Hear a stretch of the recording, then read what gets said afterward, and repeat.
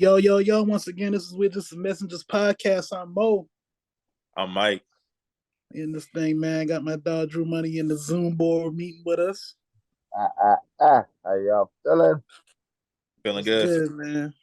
My Three more dog days. Drew, man.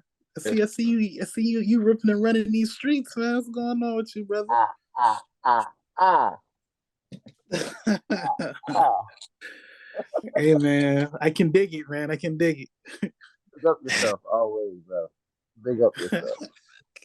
I just want you to know I see you, brother. I see Yeah, you. man. Yeah, man. But how's that week been, man? Pretty good. Much better than last week.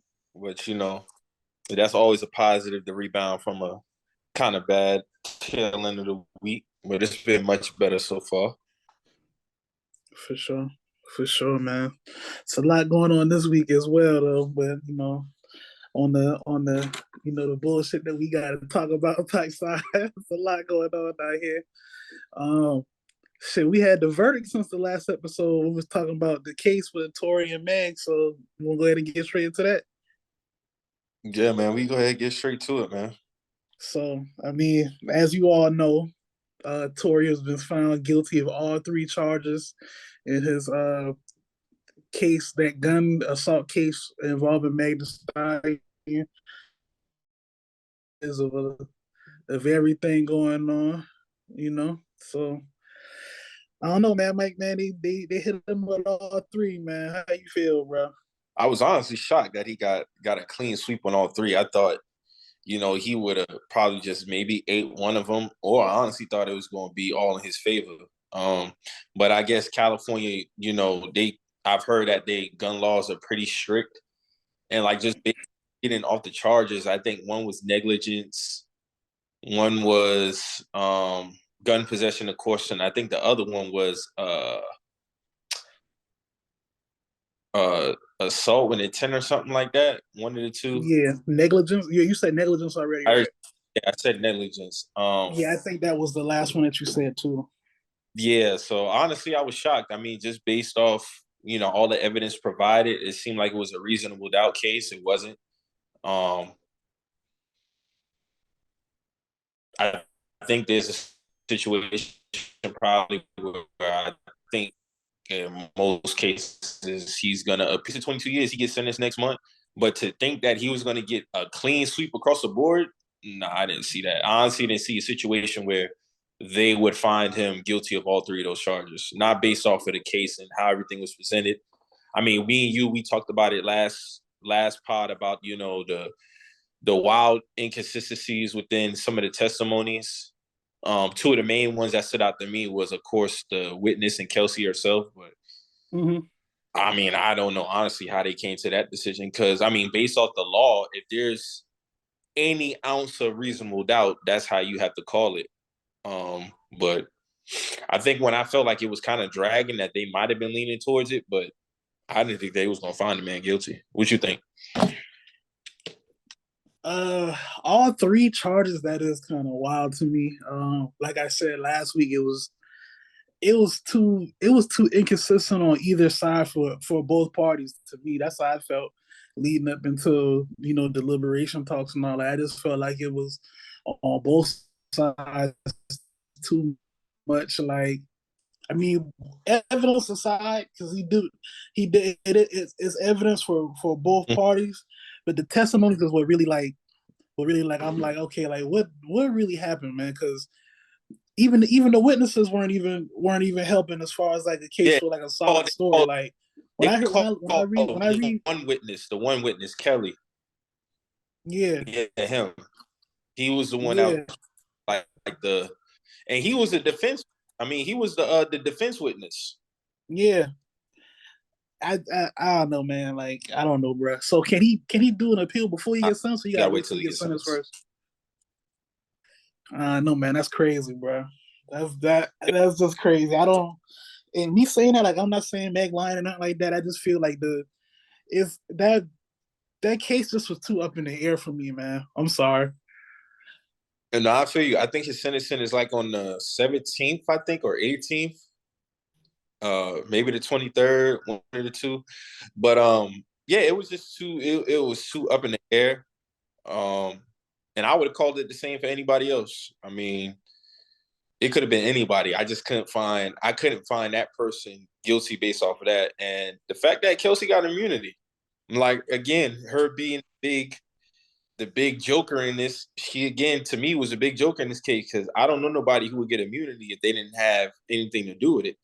Right. And then, when the witness said he saw a woman shoot first, and then Tory shooting everywhere, I guess they take that as the negligence act. But when I'm thinking of shooting everywhere, I'm still thinking of a struggle, bro. Like, that's what I'm thinking of. Like, I really can't see a scenario, because you could take a gun from somebody, or you could struggle with somebody and can just be unloading the clip to get all the bullets out. I don't know, so many different scenarios, but I still think that there was a struggle over that gun, and I think that Kelsey is a lot more, how can I say, involved than what has been put on. Because to me, I don't think she gets immunity if she doesn't feel she had any parts in it. I damn sure went ask.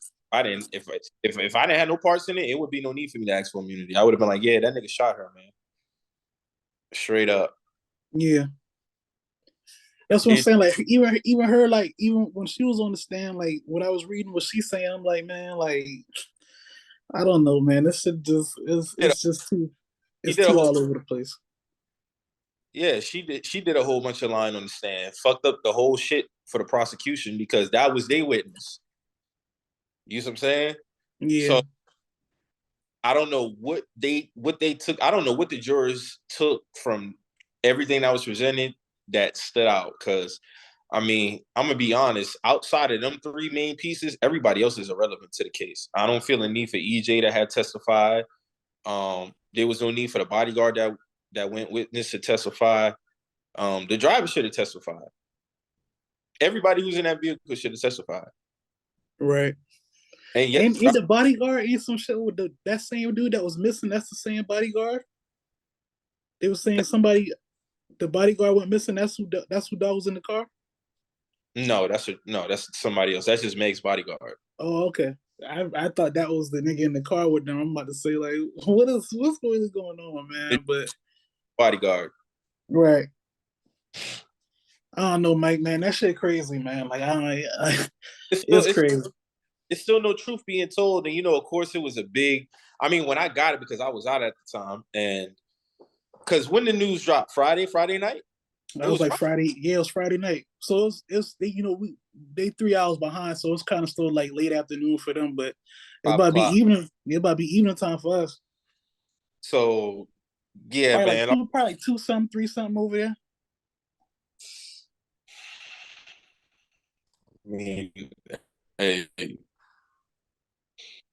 I mean, dog taking no plea deals. I'm seeing a lot of people saying he should have took a plea.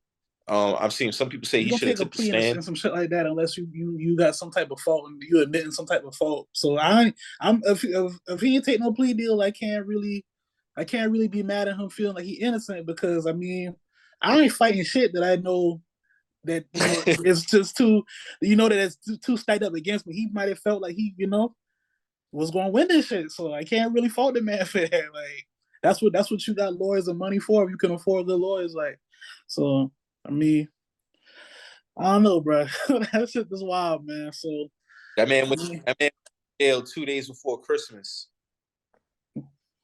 2 days crazy. before. That's crazy. I don't know, man. I don't know neither. I don't think this is the end of this, though. What do you think come from this, though? What next can happen? Oh yeah, he's definitely ill, and I think if a judge reviews this, he's not gonna get the time handed down to him. He's not. There's if I'm just going by the letter of the law, there's no way I could see, based off of the evidence that was presented, that points him as the shooter. Right. So because, I mean, because we got the case now. Another judges have to look over this shit, and based on how they feel, you're right. Like, so we have to see, man. I guess we gotta continue, keeping an eye out on this now, being that somebody actually in jail behind us now. So yeah. I know there was a lot of the conversations around certain media outlets who was putting out false verdicts. prior to the official one coming out, and I feel like that's always going to be a nasty trend that's never going nowhere. But I think this would just being just such a high profile case, because you got to think we never seen this in rap in terms of the heightenedness and the awareness, and so much, like, people was really refreshing, reloading Twitter like a sports ticker. Yeah, waiting for the verdict, man. So I don't. Yeah, it was. They really was, bro. Like, I don't know, man. Did you see the shit that everybody was talking about Essence magazine earlier? Nah, what happened? Because they tweeted something like Meg meme, and it was like one thing about them tables, and it had like a meme of Meg like laughing. And a lot of people was like, man, that shit crazy. Y'all tweet this shit after the fact, but y'all didn't update nothing on the case. But y'all push this whole thing about protecting Black women, which is real, but y'all ain't tweet nothing about this shit at all. I see. How did you feel about the Brownstone member who's taking out her "I Say It" plaque? Oh, I didn't see that. So that's his first hit though. Like, you know what I'm saying? He sampled this song. Oh shit, I didn't see that. Damn. Yeah, so everybody's like, that shit kind of. Some people agree with it. Some people are like, bro, like, that shit don't even make sense. Now all of a sudden you want real, like, no disrespect to her. You know what I'm saying? Like, I love that song when I was growing up, but I mean, we wouldn't even have known about that shit unless somebody picked it up due to the case. Like, I mean, no disrespect to her. Like, I don't think that's like real news. Like, you know what I'm saying? Like, I feel you. Yeah. But I mean, if she wanted to do that, then that's cool. I mean, that's on her. That's well within the right. I can't even argue her on that. I do understand the other side of people having their. It's like, all right, bro, like that shit. Why you? Plus, why'd you do that now and not when you first find out about it? Like, you know what I'm saying? That's how I feel. And my whole thing. You felt like that this whole time, and you wouldn't have left it hung up this whole time. Here's the thing, though. I don't think in no situation should people wait for the verdict, though.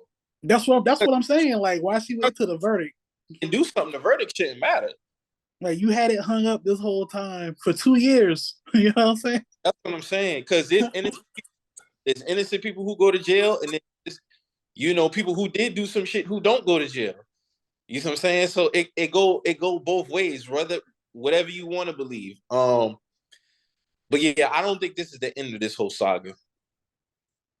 I don't think it's the end. I truly believe that he's gonna fight whenever he gets sentenced, he's gonna fight his sentencing, and I think he'll be home sooner than later. Yeah, we'll see, man. Because like I said, this. Go ahead. No, I'm just saying we'll see, because that shit definitely coming up. So we'll see for sure. So people was everybody got a kick out of Tory Lanez dad outside the courthouse, and he had a lot of choice words and shit. How do you feel about people rolling with a conspiracy theory about Sean Kelly, the witness, meeting with Roc Nation upstairs, and like he didn't even say nothing to the defense lawyer, Tory, none of his people, nothing. He just spoke with Roc Nation and shit like that. Do you think that's real? He met with them for real? Yeah, he met with them upstairs. Like, hold on, that's like a confirmed thing? Like, that happened? All right, now see, like, when I first saw people talk about the whole Roc Nation shit, I thought it was like some, niggas just saying, oh, like, fuck Roc Nation. Like, I didn't know that was like a thing, that nigga met with them. What purpose is Roc Nation, like, what are they playing and conspiring to put Tory Lanez in jail? Did they want something from her or something at one point? Like, I have no idea. It could be to protect Meg, I think. I don't think it's nothing for them to gain, but I'm gonna say this. I don't see a situation where the witness meeting with Roc Nation had anything to do with Tory's verdict. I think when you start talking about cases like this, I think people got to really step back and analyze some shit. This is not TV. You know what I'm saying? This is not TV. This is not a movie. This is not a game. This is real life. So I don't see a situation where Roc Nation would insert themselves as far as witness tampering. You get what I'm saying? And if they are, I mean, they might got some power that I don't know about. But witness tampering is a very serious thing. Now, do I That's what find I'm it? saying. Like, is whole like going this far? Like, I don't. I think are we giving this nigga too much power? Like, you know what I'm saying? Like, He has what we doing, bro? like this. I don't think he's gonna overstep those boundaries. Do I find it odd that he would talk to them and not even say nothing to the defense side? Yeah, because you're the defense witness. So, like, what reason would I you ain't gonna have? lie, bro. You gotta send me a link to that. Like, I need to read that. Like, Um, but I mean, I don't see a situation where they had no hand in that. I honestly just felt like it was the decision was. I honestly don't know how they came to that decision, bro. I really don't. If he was I gonna feel like eat, when it come down to it, they had to get a conviction. Somebody had to get convicted for this shit, being that it took this long. but see, here's a, and that's why I feel like that's dangerous because Yeah, when it comes to the court of law, it is what it is at the end of the day. right. Regardless of, the movement or feelings or emotions or somebody has to go down for this. You know what I'm saying? I mean, you got to call it what it is. And based off of my knowledge, because I'm not really that deep in law, but I do know if there's any doubt within a case, you have to call it like that. That's what they tell the jurors. That's what they tell them. If there's Yeah, any doubt, that's what you have to call it. So if your mindset going into it is, well, man, I'm trying to go home. It's the weekend. Let's flip a coin type shit. I'm not saying that's what they did, but I'm just saying based off of the evidence in it, I couldn't see a situation where they found that man guilty, regardless of how. And this is no disrespect to Meg, or anything like that, because she was hurt, and I've definitely been consistent with that point. She was hurt. The biggest debate is about how it happened, yeah. and How the evidence broke down is just too much inconsistencies in the air. Like, that's this all I'm. wasn't like a clear cut case where like, hey, he for sure shot this nigga. Oh, he for sure shot Meg. Like, you know what I'm saying? Like, the evidence don't point to that. The evidence is too much inconsistencies in the evidence, and then for me, it's the testimonies. There's too much inconsistencies on that. So I don't know, bro. Yeah, I mean, but it is what it is. He gonna have to sit till it come out. I'm not really getting into the conspiracy theories aspect. I see people floating around Tory's video when he was talking about the record labels. I think this was pre-COVID, because I remember he was talking about how he was leaving his label, he was going independent, then he had a couple of IG live videos where he was breaking down how the whole shit go down and da da da. I don't believe that has nothing to do with the situation. Everybody was in the situation because of drunkenness and bad decisions. Yeah, that'll do it. And all of that shit could have been avoided. I Yeah. like I still don't believe that it went how the prosecution said that it went down. That's just my opinion. But yeah, this is not gonna. What do you think happens if he wins his appeal? Nothing happens. Everything has been done now. As far as his public image, everything has been done. I think it's Um, I think it's worse for him if he wins his appeal. it's worse for him. I think it's worse for him in the public eye, How? because you got found guilty of doing something where somebody was hurt and you beat it. So now the narrative will be around, oh, you got off, Oh, like on some Bill Cosby shit, the technicality shit. basically.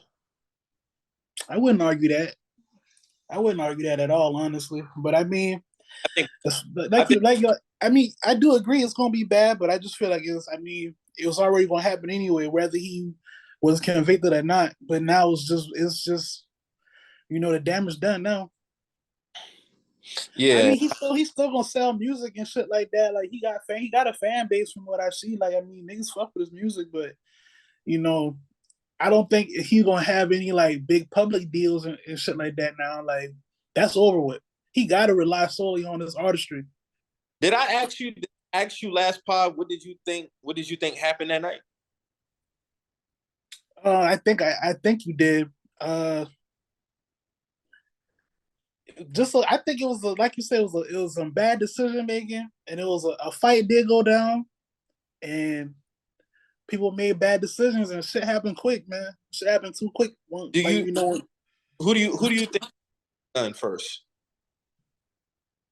going off the testimonies, I wouldn't argue or be surprised if Kelsey had the gun first. I wouldn't be surprised at that. that's just from like taking everything in since especially since the verdict happened. I wouldn't be surprised if she had it first. And how do you think the shots were let off? That I don't know. That I don't know for sure. Like I don't know what happened. I don't know what happened after that. I just think with this whole situation, it's been 2+ years of too many different stories. It got dragged out way longer than it was supposed to. So, I mean, yeah we'll definitely February roll around because I don't think this is gonna be the end of this shit, man. To be honest, I don't see a situation where whatever however amount of years he gets, he's gonna do that full time. I definitely see an appeal coming. And I'll be shocked if he does lose appeal. But if if he does lose, and if he loses, hey, dog, you just got to sit there. You got to take that. It is what it is. It's something. But hey, I still feel like we'll never get the full story though. Oh no, that's over with. That's over with. We might get a true to life movie like 20 years, 15 years from now. We might get that. I mean, it said true to life. That's crazy.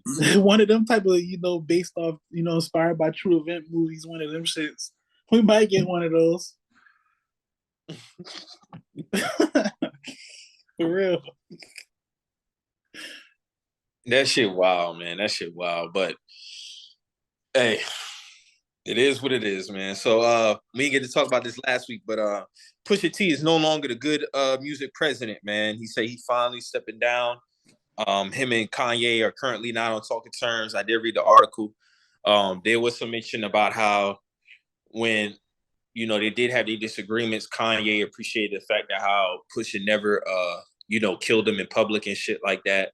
But he did say they are not on speaking terms as of late, and he will be stepping down as a president. I'm just interested to see his next moves because Pusha T still has a lot more music to give us. Definitely gonna be always looking for some new music from Pusha. So he's dropping the Gangsta Grills January or February too. Damn, that's what's up. Like Gangsta Grills? That's gonna be crazy. That's gonna be crazy. Pusha T and Drama? That's crazy. So drama said he said he not done, man. 2023 starting out right for him at least. So hey, I ain't mad at it. Keep running that shit up, dog. So what you think about that whole situation, man? With Kanye and Pusha, I read some of that article too. I feel like with their relationship as far as them, because they actually friends, you know what I'm saying? Or at least before then they were actually friends. So, it's clear that they just at two different points in life, bro. Like that's how I'm taking all this shit, man. Even me as a fan of Kanye, like I don't relate to nothing that Kanye had got going on. I don't have the same relationship with him as Pusha T got as far as like, that being his personal partner. So, that nigga probably like, man, like, you my dog, but it's like, brother, like what you got going on, brother? Like outside the Jewish shit, like it's just he moving a little sporadic, bro. Like it's just a lot going on. So I don't know, maybe niggas just not talking to each other for just to give each other some space. Like you never know. But him stepping down as a good music manager, president, that say a lot, but it's business. So what do you think going on with good music now? Like it's a lot. Like is that can we say the lights off now? No, I would say it's at a standstill. It's at a standstill. How long that standstill is, I can't say. I do anticipate. It might be close to top. It might be. You never know. I still think Kanye will put out music, but as far as any other artists, I'm not sure. I doubt we see any more releases from good music for a long time. Yeah, especially off the heels of everything that he done been saying out his mouth, it wouldn't be a good look. Yeah, as far as so I don't know, man. I don't know, bro. But like you said, man, I'm gonna definitely always keep in tune with what Pusha T got going on. Like I don't think this will affect him going forward. He already had his own music group like while he was running good music, so maybe he just gonna focus on that more. I think it's called Air Music Group or something like that. Mm-hmm. So Probably just gonna use his time to focus on that more. Just run that. It's interesting to see how that whole timeline went because Pusha T been with good music for damn near 10, and just to see Yeah. how the whole timeline unfolded, it's crazy. Like if you would have told me in 2012 this would have been the tipping point for good music, I wouldn't have believed that shit. Hey man, I wouldn't have. that's a decade though. Like that's crazy. Like And then honestly, Pusha T is really the only person I would see willing to take that job. You get what I'm saying? Like as far as being a president of good music, I don't see nobody else willing to step up to take that position. Not right now, at least. Nah. I mean, because it's like, it's like if you take over good music right now, it's like everything's at a standstill, bro. Like ain't it's nothing. at a standstill, and it's like I'd never say Kanye is blackball. Kanye not blackball, but it's like a lot of people not gonna want to fuck with no artists that come under that umbrella right now. Like unless you got like real star power, and like who's gonna risk that right now? Like if you're a budding artist, like who's gonna do that? You know what I'm saying? Mm-hmm. That just don't even make sense. Like, but you know. I don't know. I just think with Kanye and Pusha T relationship, I mean, which they did a pretty good job of not really exposing too much. Ain't no telling what type of conversations they done had on a personal level. But I mean, you already know my views towards Kanye right now, and it's just dog just got to get right. I feel like he know better. He just got to get right, dog. That's really all it is. He just has to get right if he wants to, mend relationships if they're even fixable. But I mean, he needs to sit down for about 2-3 years quietly. Yeah, I agree. I mean, we heard nothing from him since that Alex Jones shit. So who knows? I don't know, man. I just feel like it's a situation where he just needs to pull a Soldier Boy, man. Soldier Boy sat back for like a year, 2 years, literally didn't say shit. Came back 2019, back on the shit. But prior to that, dog was always going viral every week. Just be getting in trouble a lot too. Getting in trouble, doing dumb shit. But when he stepped back for that 1 year, that year and a half type shit, like literally didn't hear from that nigga at all for a whole year. Literally wasn't caught up in nothing, didn't say shit.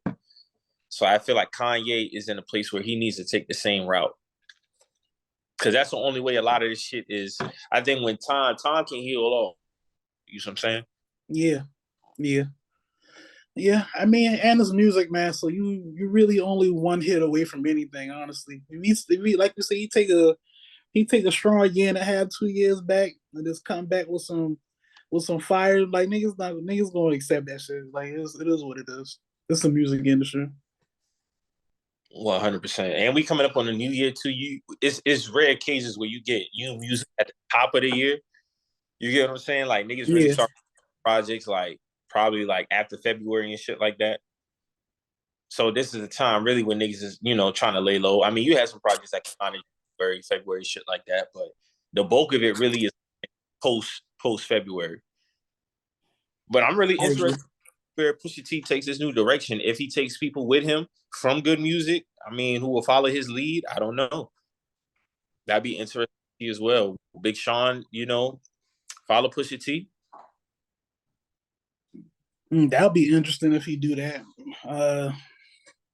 Who knows, man? Anything kind of possible with this music shit, man. But that would be interesting though. Big Sean went it's called Airwave. That's what it's called. If he went with Airwave music, so I don't know, bro. That is interesting though. That's an interesting possibility for sure. I wonder if even with I think the ultimate move was when Def Jam separated themselves from them. I think that's when Pusha T really had to sit back and be like, all right, bro, like, just even from a business standpoint. Yeah, from a business standpoint, it's like, bro, like, evaluate some shit. You kind of costing me a lot on the business side. Like, I mean, you straight, because you was willing to lay down on, that's on whatever hill that was, whether you agree with it or not publicly, but that is kind of on his his shit right now. So, it is what it is, man. Plus, we don't know what they talk about personally. So that's my thing. Like I ain't seen them like publicly dissing each other this whole time. So I don't know what they talk about personally or the type of conversations they have. So Honestly, that's how a lot of shit should go. yeah, At it, because they've had a very close relationship for years now. yeah, a lot of respect for each other. So A lot of respect for each other, regardless of whose view is this. And I don't know, man. This thing Kanye just that's all you can really do, man. Like that's all you can really do. yeah, that's all I really can say. Like he made his bed, bro. Yeah. He really made his bed. It's unfortunate because he had a lot of good shit going. A lot of And people's you know the crazy shit, like he did all this, but that last track he dropped was fire as hell, bro. Like Oh, I did. Yeah, what was the name of that? will be free someday or some shit like that. That shit fire as hell. That shit That was, beat crazy. and he did that right after. Then he had the little Adam Jones snippet at the end. Shit, wow. I mean, you can never take away artistry, but as far as him as a person, like I said, especially if you don't been listening to this podcast, you already know my stance on it. Like I said, hopefully we can see what Pusha T goes from this, even as far as get what his experience as president. Does he segue into another president role at another record label? Is there somebody willing to come in and be like, hey man, you come over here and oversee this right here, do this, whether it be Interscope, Atlantic, whoever. Because I think that's a position that he can fit. Not only is Pusha T still rapping at an elite level, his business acumen has always kind of like seemed like outside looking in has always been on point. So I don't think there's a Yeah, situation. he know how to run a label. He ran one for 10 years. So I mean, you're right. Like he got the resume for it. So His work is far from done. Far, far, far from done. I don't even think even as somebody as an overseer of a label, I still think he has a lot more years and work to put in and be credited for. right. Because you got to think when you start hitting levels like that, most of those execs are like post 40s, 50s, 60s, even 70s. You see what I'm saying? That's when they Right. really mark like their stamp, putting their stamp as far as like music business, they resume and shit like that. But I wouldn't be surprised if we get that phone call from a label though. I wouldn't be surprised. That shit coming. He needs it. Matter of fact, just go ahead and take over Def Jam because they roster his ass. He can definitely be a fresh air, breath of fresh air on their roster for sure, as far as running shit. So Atlantic been putting they foot in everybody ass. yeah. Atlantic they've been having a roster minute now. I want to say a strong 6 years now. I can see Pusha T going to either Def Jam or 300. And I didn't even believe Kevin Lyles and them recently sold 300. They did? Yeah. I don't know how who much bought it. Sold it. I don't know who owned that shit. Damn, that's crazy. I need to look into that. That's crazy. Yeah, Kevin Lyles sold that shit, man. And it was a big deal too. Salute to him, Kevin Lyles. You know who that his name rings bells in the music industry, of course. He's been very successful. So yeah, for sure. Hey, did you see that shit with Justin Bieber sold his masters for 200 mil? It's crazy because I was just watching a podcast with Mano and Jim Jones, and Joe was asking them like if somebody was to come to you like for your catalog, how much would it take for you to entertain it? And they was just throwing different numbers out there. And Joe was like 20 million. He asked Jim Jones, what if they said like 20 million? He was like, 20 million, I might take a meeting. He said 30 million. He said 30 million, yeah, I probably would do that. Because I don't know what Mano exactly said, but it's crazy. I mean, a lot of people feel like as if, because here's the thing. If you have masters where you have like a record, let's say like a Mariah Carey has a standout record that is going to make heavy, heavy, heavy, heavy money till the end of time, I probably would want to hold on to that. And I remember Lupe Fiasco had an interview and he was talking about how he asked Lyor Cohen for his masters. He said, for what? What you want him for? To do what? Yeah, I saw that interview. I saw that one. He's like, what you going to do with them? Like, what your masters for?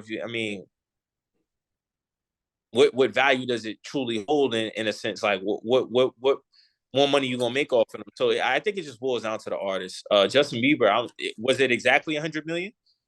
200 million. 200 million. I'm not surprised at that. He probably could have got a little bit more, but I'm not surprised at that. Are we undervaluing masters? Because we kind of had this same conversation when Wayne sold his masters, Drake and Nicki Masters, right? So no, so it was a percentage. It was a percentage thing. So he sold a percentage of their masters and all his masters. Whatever percentage he had their masters, he sold it. Oh, okay. He sold his percentage of their catalog. All right. So did he? That was it. He didn't sell his masters. No, he did. So his masters and his stake in their masters, but that was like what 200 million too, right? Something like that. So it was his included with whatever stake. That's basically like a normal, like say like I'll just put it as simple as I can. I'm not that deep into the music. Let's just say you and Reggie put out a CD, and let's just say I own 5% of it. Yeah. I get that. I sold 5% of my masters. Yeah, I get that. Y'all still have y'all shit. Yeah. I just sold up somebody for X amount of dollars. That's basically what Wayne did. I get it. That's a good question. I would say if he sell his masters for 200 M's, how much you think like an artist like Taylor Swift or like a Bad Bunny, like how much do you think their masters be worth? Billions. But you would think Justin Bieber would be up there though. Like I think Justin Bieber. I would think around 400 or 500 million. For Taylor Swift masters? No, for Justin Bieber. That's what I'm saying. Like I thought it'd be like 300, 400 million, bro. We talking Justin Bieber here, like he might be. I mean, a lot of them probably just look at it like, bro, let me just go ahead and get my money now. I'm not really concerned about the continuous income of said records, because when Jim was talking about it, Jim was like, bro, I would highly have to consider that. But he was pretty adamant about saying no to 20 million, because he said We Fly High alone made over 20 million. Right. That makes sense. It don't make sense for him to sell his whole catalog for 20 M's. You know what I'm saying? Yeah, go ahead. To say, yeah, because Mano thing is like, bro, like you got to think, if they willing to give you boom, hey yo, they got 30 million right here, right now, boom. So I mean, it boils down to the person. It really does. You know what that remind me of? It remind me of that meme where it say, would you take 7,000 a week for the rest of your life, or 20 million right now? Yeah, I'm taking 20 million right now. Yeah. That's probably how they feel with the masters. Like I'm probably getting X amount every month, but I take a large cash out for it right now. Because you know why the 7,000 is not moving me? Because there's no duration on my life. Yeah. There's no guarantee. But there's get the 20 M's right now. Right. And that's what it boiled down to. They mindset could be, you know what, bro? Like I'm not really worrying about the commercial money it might get, the ad money it might get. Let me just go ahead. That money gonna get made regardless. Yeah. But I mean, there's a lot of artists who hold their masters dear to their heart. We just saw that with was that Anita Baker or Stephanie Mills? Stephanie Mills. It was both of them. I think both of them had masters issues. I think it was Anita Baker. I think she was the latest one, but I know Stephanie Mills had masters problems too with her masters. But it was Anita Baker's though. That's the last person that he was talking about that with. I think that's a conversation that just boils down to the person. They do whatever they want to do. So, like, yeah, if you want to put my record on this right here, you got to call me about that. Yeah. You're probably thinking long. You're probably thinking long term for their grandkids, kids, whatever the case may be.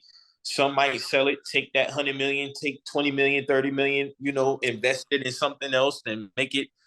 But I think we starting to see a trend of that, honestly. I know it's a popular thing to own your masters while you're still active, because that's where the record label is getting a lot of their money. But I think it just boils down to the type of deal you sign. Yeah, that was the big thing about Birdman that a lot of people didn't do, and a lot of record labels kind of turned their head away from him because he was asking for something like that. But Interscope was willing to bet on him, and a lot of them at the time was like, bro, we don't do deals like that when you own all your masters. Are you crazy? Like, no, he owned that. But Interscope was like, nah, Like, if you want to own your masters, cool. And they roll with Baby. Baby got 30 million in 98. You know what I'm saying? So it's like, I think it boils down to what you hold near and dear to you, especially while you're active. What's important to you? And like I said, I'm not that really in depth in terms of the business acumen in terms of that, but I know just a little bit. So I know, you know, look at the percentages, the points. You want to get certain off a certain record. I remember that interview. Like I remember Lupe. I remember Lupe talking about that shit. But if I was an artist like Lupe and I had a song like Kick Push that got endless possibilities, I definitely want my masters for that song. Like for sure. That song I've been in video games, movies, all kind of shit. Mm-hmm. So I feel Lupe if he wanted his masters. Yeah, and it's going down to how much money is it making you at the time. Yeah. Now, if your masters is making the label hella money, then yeah, I need that. You know what I'm saying? But and some people just want it for sentimental reasons. You know what I'm saying? Just the freedom aspect that I can do whatever I want with this shit. It's not gonna be. It gets the fact that I'm not making no money off my masters if I ain't getting. I want 100% income off my shit. It could be that, and you could be some labels play hardball, some of them not. Because I mean, we kind of hard on the record labels, but my side of it has always been the business practices. I do understand that the record label, they take 100% chances on artists, and there's a lot of artists it talked about that did fail, because at the end of the day, the record label is giving you an opportunity. They are putting money in your pocket. They fronting you for recording sessions, you know, promo, all that. Trust me, I get it. I understand that. I'm not saying they can't get money neither, because I think that was another conversation I see somebody have it talking about. I think it was off the heels of the Irv Gotti Ashanti shit, and he was talking about is it fair to? He's like just playing devil advocate. Is it fair to somebody like Irv, who puts this time into this artist, and you could just 100% get everything off of that record, and I don't eat off nothing? And I can understand that side of it. Like if I'm an executive of somebody, and you know I put this in play for you to make this record, or I actually help make the record, but you want 100% of everything that comes from that, I don't get. It don't work like that. It don't work like that. In the world, it don't work like that. But I do also feel like there should be a fair shake when it comes to shit like that. An artist shouldn't just be down and out.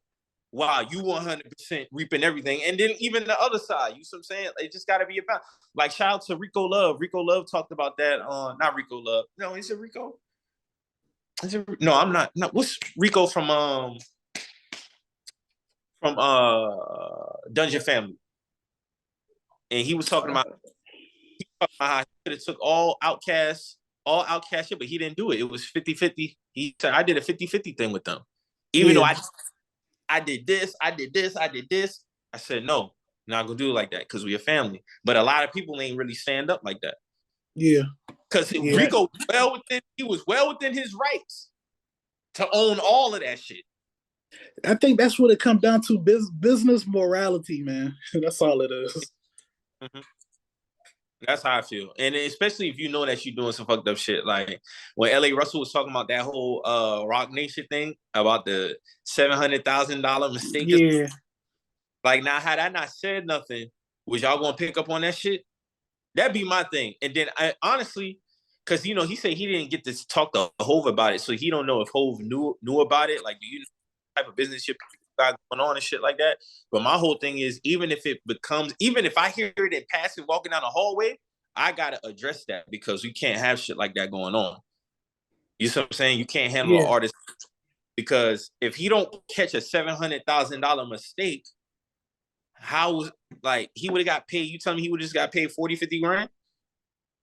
That don't even make sense. That don't even make sense, bro. That don't make sense. That is crazy. And to me as an artist, you know, I appreciate y'all want to get that right, but just going forward, I don't want to do business with y'all, because this shit right here shouldn't even happen. Y'all basically we talk about some shit where I'm basically signing myself over to you, and you fuck that up. Like that's a big deal. It's like, oh no, this is the right deal. We're gonna go ahead, and then you fix it within minutes. Yeah. That'd be my thing. If you fix Yeah. it, it's like, all right, man. Like you getting over, bro. Like you trying to get over, man. You That's trying. that. What's that Rock Nation shit, man? Got to be careful. And I'm tired of everybody hanging up on the whole, well, that's how business is done. That line should Oh be abolished since 2019 now. We're 3 years past that. And probably even a little bit before that, since the heighten of the conversation that started. No more of this is the standard. No, because the same people that talk about, oh, black excellence this, black excellence that, you can't still lean on the fact of this is a standard business practice. No, change it. no, that's not. Change it. Y'all, we should be the new standard. That's what I'm saying. Like, change it, especially if you know better. That'd be because really that was used to be my whole thing with the Diddy's and the rest of them. It's just like, bro, okay, that if that's how you was taught, cool, my nigga. That was 1990. You get what I'm saying? No, I definitely I get. That's why I'd be like, well, We're in why 2022. do It's 30 plus years later, dog. Change yeah? it. Why are we still having these same conversations and y'all supposed to be the niggas that's running this shit? Because in 1990, you was 22, 23 years old. You're 50 something now. You're 53. So it's not like you haven't had the time and experience to understand how shit go. Because, like I said, I don't know the ins and outs of everything, but just the fairness aspect seems to be missing from this shit. And it's blatant fairness. That'd be the Right. thing. It's something that's hard to compromise. This is shit that's not hard to compromise. I feel like this is some simple shit. And it's purposely getting missed on that front. Just because greed. That's what it boiled down to, greed. Yeah, that's all it is. I know Meek. I always say this about Meek. Meek is so easy to pick on, but when he started talking about like his independent route, I really salute him on that tip because he seems to be very knowledgeable about what he had going on in terms of going independent, why it made the most sense, the X amount of money he was missing out on. Like when he talked about how Going Bad like made the label like 15 to 20 M's or something like that. And he asked the label, well, how much did I make off that? And they basically told him like, gotta check, da da da. I'm like, the fact that you even started out with is alarming to me. When the rate cost me 200 something K to make. That's a nasty move, bro. That's a nasty move. So I be understanding the independent route now because a lot of them want to get paid up front. And if you got a solid fan base, ain't nothing for a person to go to that link when it drop and go get that shit. Or if they 100% like own it outright, go ahead and put the shit out in the Apple stores or whatever the case may be. Because I think that's starting to really be the trend. You're going to see a lot more of that. Because matter of fact, speaking of, Future just sold his masters, didn't he? He did? Remember he sold his masters some months ago for like 70 or 80 M's or something like that? I didn't. I might have seen it and forgot about it. But if he did, I mean, 80 million sound right. Dog, listen, I'm looking at this shit now. Future sales catalog. Future has sold his publishing catalog to Influence Media Partners. The Atlanta track veteran has finalized a high 8 figures deal to sell his publishing catalog to Influence Media Partners. He said, I put everything into my music and I wanted to make sure these were in good hands as I thought about the next chapter of these songs. Future is quoted as saying in the release, I am proud to partner with Renee, the founding advisor at the company, and team at Influence Media, and send a signal that this music has timeless value. My music is art, and these songs represent some of the most precious artwork of my career.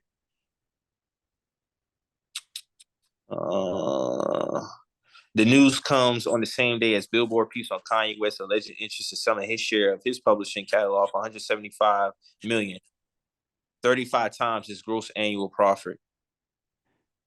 Kanye contradicted that post though a few minutes later based on what they say. So yeah, high 8-figure deal. So 80 million sound about right for Future.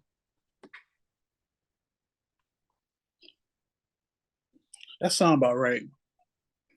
Shit, I wouldn't be mad if he got 100 too, honestly. But I mean, 80 I sound mean, about right. it would definitely be worth it. Yeah, for sure. And it's like he's still active, so you know. And that's what I'm saying. I think we just getting to a point now where people are really just starting to, I mean, either run it up and it's like, bro, like I really ain't gotta hold on to this shit. Let me see what I can get for it. And he, like I said, he's still active. Like this, not it. Like he does. Yeah, So that makes sense. definitely. But I didn't know Justin Bieber sold his shit for the 200. Yeah. I mean, I guess it's different when you actually get the offer. Like when people be like, man, I'll never sell my shit. So I mean, I give you 200 million for your shit. You be like, hold on, bro. A check for 200 mil, bro. Like that dude changed it. I know Future Cars like 80 M's. So let me go sit down with these niggas, man. See what's going on. A At quick least 80 M's, first. bro. Come on. Let me take the beating first at least. Let me take Hey, the that's why he talking crazy on some of these verses now, bro. Oh That's why yeah. that's why he talking crazy. And I Yeah. still smash on C. But that's what I like when Joe asked him about that number, that 20 million, Jim was like, he was like, nah. So man was like, bro, keep it a buck. He said, nah, 20 might give him a meeting. So then when he said 30 million, he's like 30 million, I might go ahead and do that. I might go ahead because he's like, I ain't no slouch neither. Like I got some records that made some shit. I got some gold records. I got yeah. So I'm it's pretty like, sure I'm pretty sure they got paperwork that showed him all of that shit. So he knows. they review when they go to assess the value of somebody's catalog. They look at the data behind that shit. Yeah. They got paperwork for all that shit. So I'm pretty sure he know. Like his big songs, he know how much them shit made like to date, like from then to now. So I don't I know, just don't. man. I don't want it to ever be in a situation where it was like Pusha T and Malice in 2002 selling ba for like 50K, like 500K. Yeah, that'd be my thing. But I mean, if niggas cool with this, and I mean they're not getting paid a little 50,000 or nothing. Like they're getting millions and millions of dollars. Yeah, Like, they get pretty, they so get high. They getting high, yeah, man. yeah, that's what I'm saying. So it's not like these don't sound like crazy deals. Like as far as you thinking they getting shortchanged. So that's why I'm not really against none of it though. So I came across. Yeah, but salute to Justin Bieber though. I came across this tweet the other day. I thought this shit was interesting. Let me see if I can find that shit. All right, so it was talking about the most popular websites since 1993. So like the most popular one out the gate was AOL, right? The least one was some shit called CompuServe or some shit like that. And this shit basically is just going through the whole timeline through like the 90s, bro. So like for the whole 90s, AOL was kicking everybody ass. Yahoo was second. MSN. And it's crazy because I haven't logged into MSN probably since 04, 03. No bullshit. same thing with Yahoo. You know what I'm saying? eBay started kicking up some steam like 2000. You know what I'm saying? Amazon, Right. Google first hit the net in 2001. Then they started creeping up the ranks real fast, like around December 02, because it's going through the timeline right now. I'm actually looking at it. Of course, you had AskJeeves. AskJeeves was doing this thing. It had like 500 million users. Now, at the time, Yahoo became number one around, I think around like 04, 05. Google took over the number one spot in May of 06, up to like 7 billion users based off these numbers I'm looking at. MySpace had 1 billion users up around in between that time frame. Facebook kicked up around end of 08, 09. YouTube kicked up around 09 up to like 4 billion. And then Google took over the number one spot like 2010. They've maintained the number one spot since 2010. But I was surprised that Amazon never creeped up that high. What they've been like far down on the list, or they've been like where So they like been at? so out of the top 1, 2, 3, 4, 5, 6, 7, 8, 9. Out of the 10, they're like number 10 right now. We're at April. Instagram got up to at least maybe the 8th spot for like Yeah. 3. I think with Amazon, I don't think it mattered. Like as long as they in that top 10, I don't think nothing else matter they're not, because they're not in the top 10 right now though.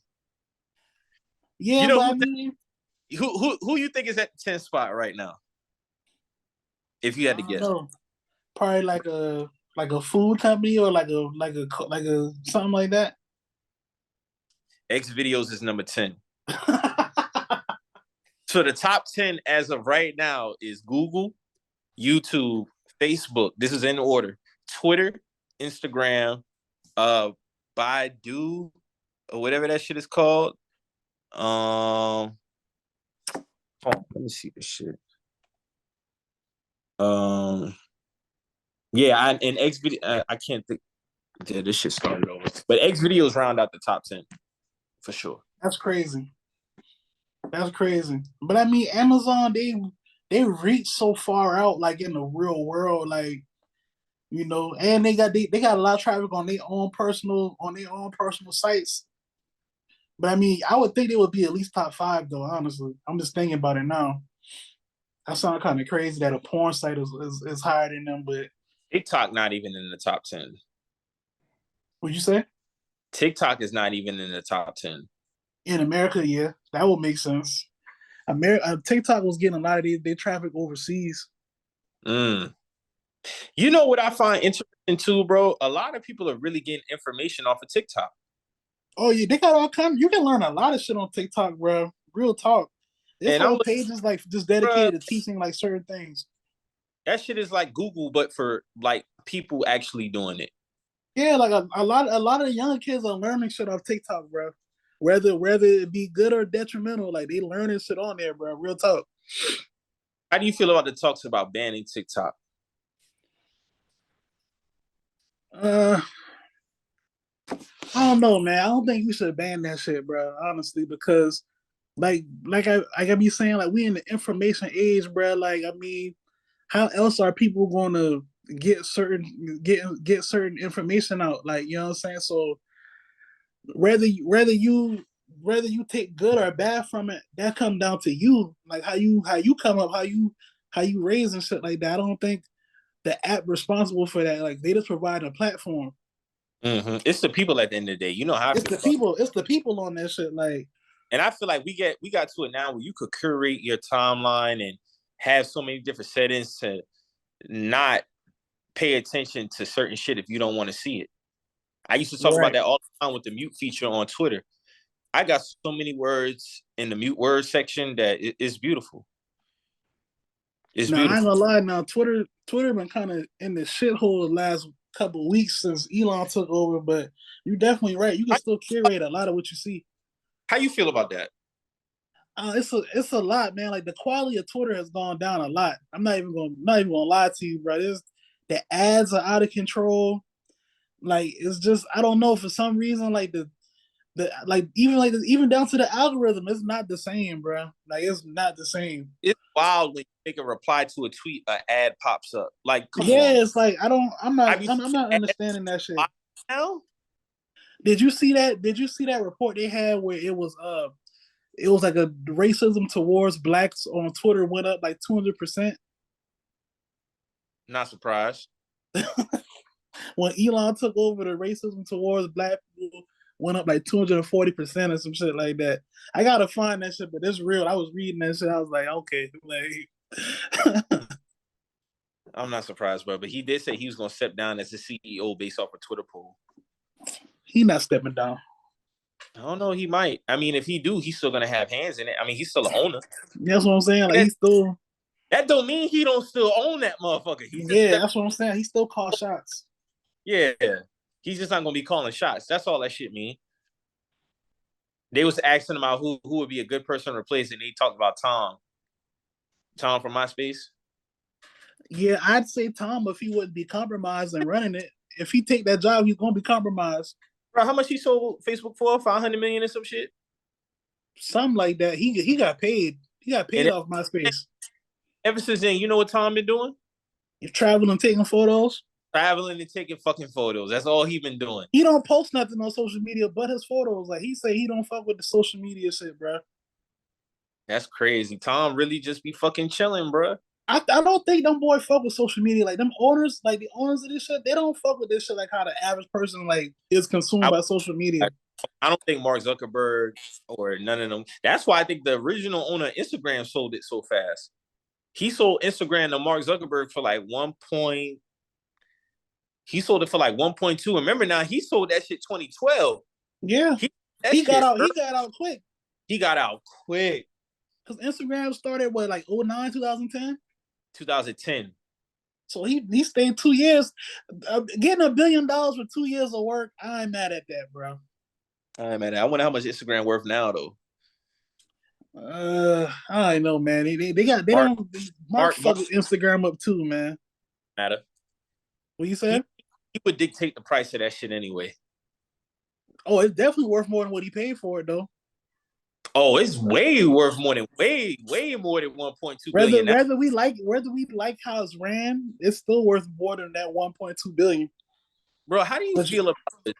Now that we're 10 years, officially I felt like Instagram really took shape 2012. That's when I got on Instagram. There was a few people who was on it 2011, but you had to really, first of all, you had to have an iPhone. Because it was iPhone only. But I say officially for everybody as a collective, 2012 was the year that everybody was fucking with Instagram. Now that we're at the end of 2022 going, how do you think of the 10-year landscape of Instagram since we got that shit? Since we've got Instagram has dictated a lot about how a lot of people move on social media, which plays solely into their mental psyche. That was a lot, but it's real shit. Do you think, I'll put it to you like this. I think Instagram's peak was definitely 2012, 13, 14, 15. After that, it slowly started going downhill 16, 17, 18. Yep. I want to say probably 20 when the stories really got introduced. When the stories, I think that's when it really started going hill because it fucked up with the interaction with people on the timeline. And now we got this real shit and how they dictate the algorithm, and now it's just, bro, I see. That's why I don't like the following tab and the Instagram tab. I feel like the following tab should be the main timeline. Like I shouldn't over to following to see everything in chronological order. You get what I'm saying? But the thing with the Instagram main timeline is I see more suggested posts than I do my own people. Yeah. And they could literally have just posted something 2 minutes ago, but you know how I do? Oh, you caught up on the timeline? That should be lying. I ain't caught up on the timeline. Yeah. You done missed so much shit. You're already showing me some suggested shit. Well, you know how many times I go and I hit that little 3 dots and I'd be like, don't show me this again? Yeah, don't show me all the time. And the shit work now. Don't get me wrong. The shit work. Even when I go to the Explore page, my Explore page is to how I want it now. That I will say. But now, like, bro, like all the shit is just reels. And I think the interaction on Instagram was so much genuine when it first started. I hate to sound like that guy, but that's just what it is because people are even weird with you liking the whole. Remember, we talked about this a few years ago. People don't even like when you like a whole bunch of their pictures. Yeah, you automatically a stalker or something. You weird now. You show somebody love on Instagram, like. Yeah, shit, wow, bro. The shit is wild as fuck. Like I don't get it, bro. But it's just like now Instagram is just in the note shit, man. I muted so much notes. I don't want to see by the DMs, man. I'm sorry. This is not Facebook Messenger, bro. Like, no. I'm sorry. That note shit is a dub. I see what you're saying, but I'm not totally against it either. Let's call it what it is. That shit is for diving in DMs. That's what that shit is for. Go ahead. We go ahead. Cut to the chase. Instagram notes is for diving in DMs, bro. That's what that shit is. That's all that shit is. So depending on what she got on the IG notice, what you hopping in there? They throwing the hints, man. They already throwing the hints. That's what that is. That's they laying doggy bones. That's the bait, man. The Instagram notes is for the bait in the DMs, man. That's what that shit is. They dropping doggy bones, man. They dropping the doggy bones, man. So you fuck with the feature? No, I'm not against it. At first, I was like, man, that shit whack. But then, like, when I started really seeing what you can do with it, besides like the DM shit, like, I mean, it's cool. Yeah, I feel like they trying to be on some Twitter shit. That's really all it Yeah, is. that's what I see. That's what I see because I don't know, bro. Like, I feel like once Instagram get like some shit like Spaces, Instagram could probably take over Twitter if you being Oh real. my god. You know how much dick riding gonna be if Instagram That's gets what I'm fixed? saying. Like if they get a Spaces feature, like when you add the video with the voice with the voicemail with the voice room type shit, that would be crazy. Like think about it, bro. Bro, it's gonna be niggas. It's gonna be niggas like this. You gonna That's what I'm have. saying. It'll be just like this. We can record the show straight on Instagram. That'd be hard, bro. And what if you pay like a pro membership, you can just record your content straight there, and you could possibly still get paid and shit off there. That would be hard, bro. They already segueing that with the subscriber shit. With the subscriber shit. It's all about the almighty dollar at the end of the day, man. Niggas is finding ways for that. That could be a thing. That could be. Because a lot of people is taking advantage of that subscriber shit. I'm not subscribing to y'all shit now. But I'm just saying, like, a lot of, no, like, some of that shit, Mo, is like, come on, bro. Like, No, if some of it I'm ridiculous. Some of it ridiculous. and I like your pictures, like, I'd engage in your shit, what more are you giving me? 9 times out of 10, you probably already selling a t-shirt or something on there, which I'm not against either, but I mean, you might as well go to OnlyFans. And when I say OnlyFans, that's where it's gonna go too. What's That's it do like an Instagram Red or some shit like that? Like that'd be like the adult Instagram. that's what I'm saying. And when I say OnlyFans, I'm not just talking from a sexual content, because OnlyFans started out as some shit for fitness trainers. Yeah. And there's a whole bunch of shit that you do on OnlyFans. It ain't just for the sexual content. It's chefs with OnlyFans pages. I believe it.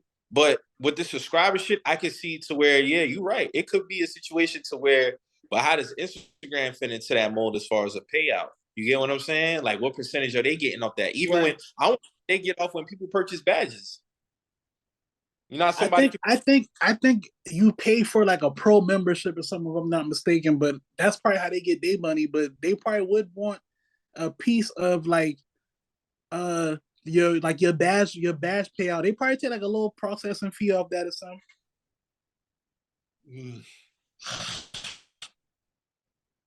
I don't know, man. I just feel like as more and more time coming, it just becomes more about the money, and less about the engagement. Like, bro, I even be seeing people be like, dog, even when I post a picture on Instagram, that shit different.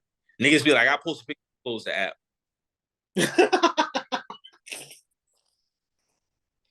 That's crazy, dog. Niggas. You gotta think, bro. Like when you post a picture on the timeline and you scroll the timeline, it might just be you on that motherfucker for a little minute. It might just be you. I tell you, that should affect niggas down to the mental, bro. Like that's it. You know niggas are subconscious about Instagram posts, bro. Bro, motherfuckers. I even see somebody talking about, he might have just been trolling. Nigga talking about something, as a man, you ain't supposed to be doing no photo dumps. But all right, bro. What can we do, bro? Seen a lot of women shooting that shit down though. I seen them shooting that shit down though. I seen them shooting that shit down. Like, nah. Man, what can we do, bro? Oh, that shit was crazy. Dog, did you see the Drewski shit? Which one? When the niggas was having the ugly Royal Rumble. Oh yeah. Nigga say, nigga, you ugly. All Drewski do is post that nigga picture. Nigga say, damn, this nigga ugly. This nigga's like, I know you not talking. It was about 4 niggas in that day. All the niggas ugly as hell too. Like that shit crazy, dog. Like niggas crazy, dog. That shit crazy. Bro, that shit had me weak as fuck, bro. That shit just go to show you, bro. Everybody ugly to somebody, bro. Everybody ugly to somebody. Some people just ugly to more people. Bro, listen, that shit had me dying laughing, bro. I'm like, that shit is crazy. Yeah, man. Hey, Drewski just posted that nigga picture. He didn't say nothing on top of the tweet. Nothing. You know, so crazy. Back to the Instagram thing. A lot of people just been comfortable with posting in the story. Yeah. That really would it be too. Like people just became more comfortable. Just, I just didn't really see it being, as far as engagement wise, being this less whack. You gotta think some people might see some people look at they story views and they say they might be like shit. I get more story views than actual photo likes. You know what I'm saying? I just post on story every day. But how do you think certain pictures you may post on your story get more views than other things you post on your story? And if so, how does that get dictated? Are they purposely pushing a certain picture to your audience versus other pictures? Probably, you get probably how many likes they get in a certain amount of time. They probably got formulas for this shit, bro. That's the crazy shit.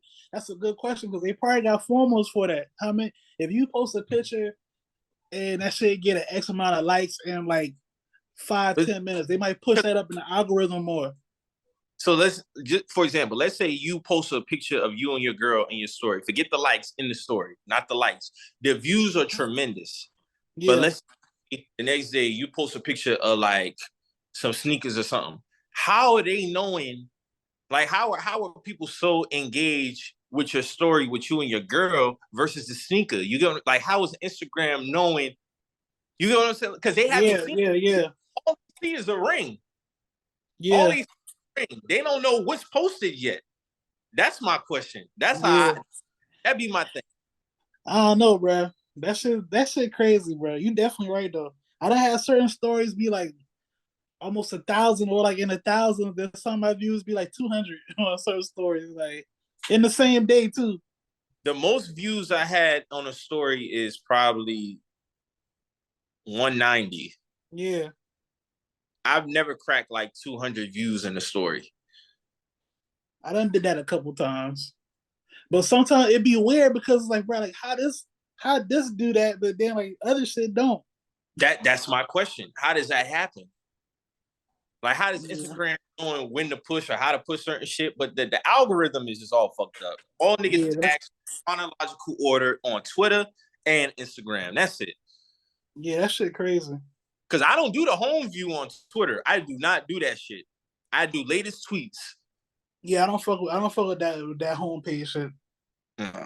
I see latest tweets, bro. Let me get that. Because that shit there. But even on Twitter, you got niggas subscribing now to Twitter. You got the Twitter blue shit. A lot of niggas is that shit for the edit feature. And I always said that I didn't want to fuck with that edit feature, but now they actually tell you if the shit was edited. Just in case some bullshit, but you know. I don't know, man. That shit, everything is taken. I just feel like it's becoming more and more about the money as time go on and less about the engagement. Yeah, it is. It is. I mean, I did see, don't get me wrong now, I wasn't naive. I knew that at some point you was going to make some money off of Instagram, especially when they introduced the video and they was trying to compete with Vine. You know what I'm saying?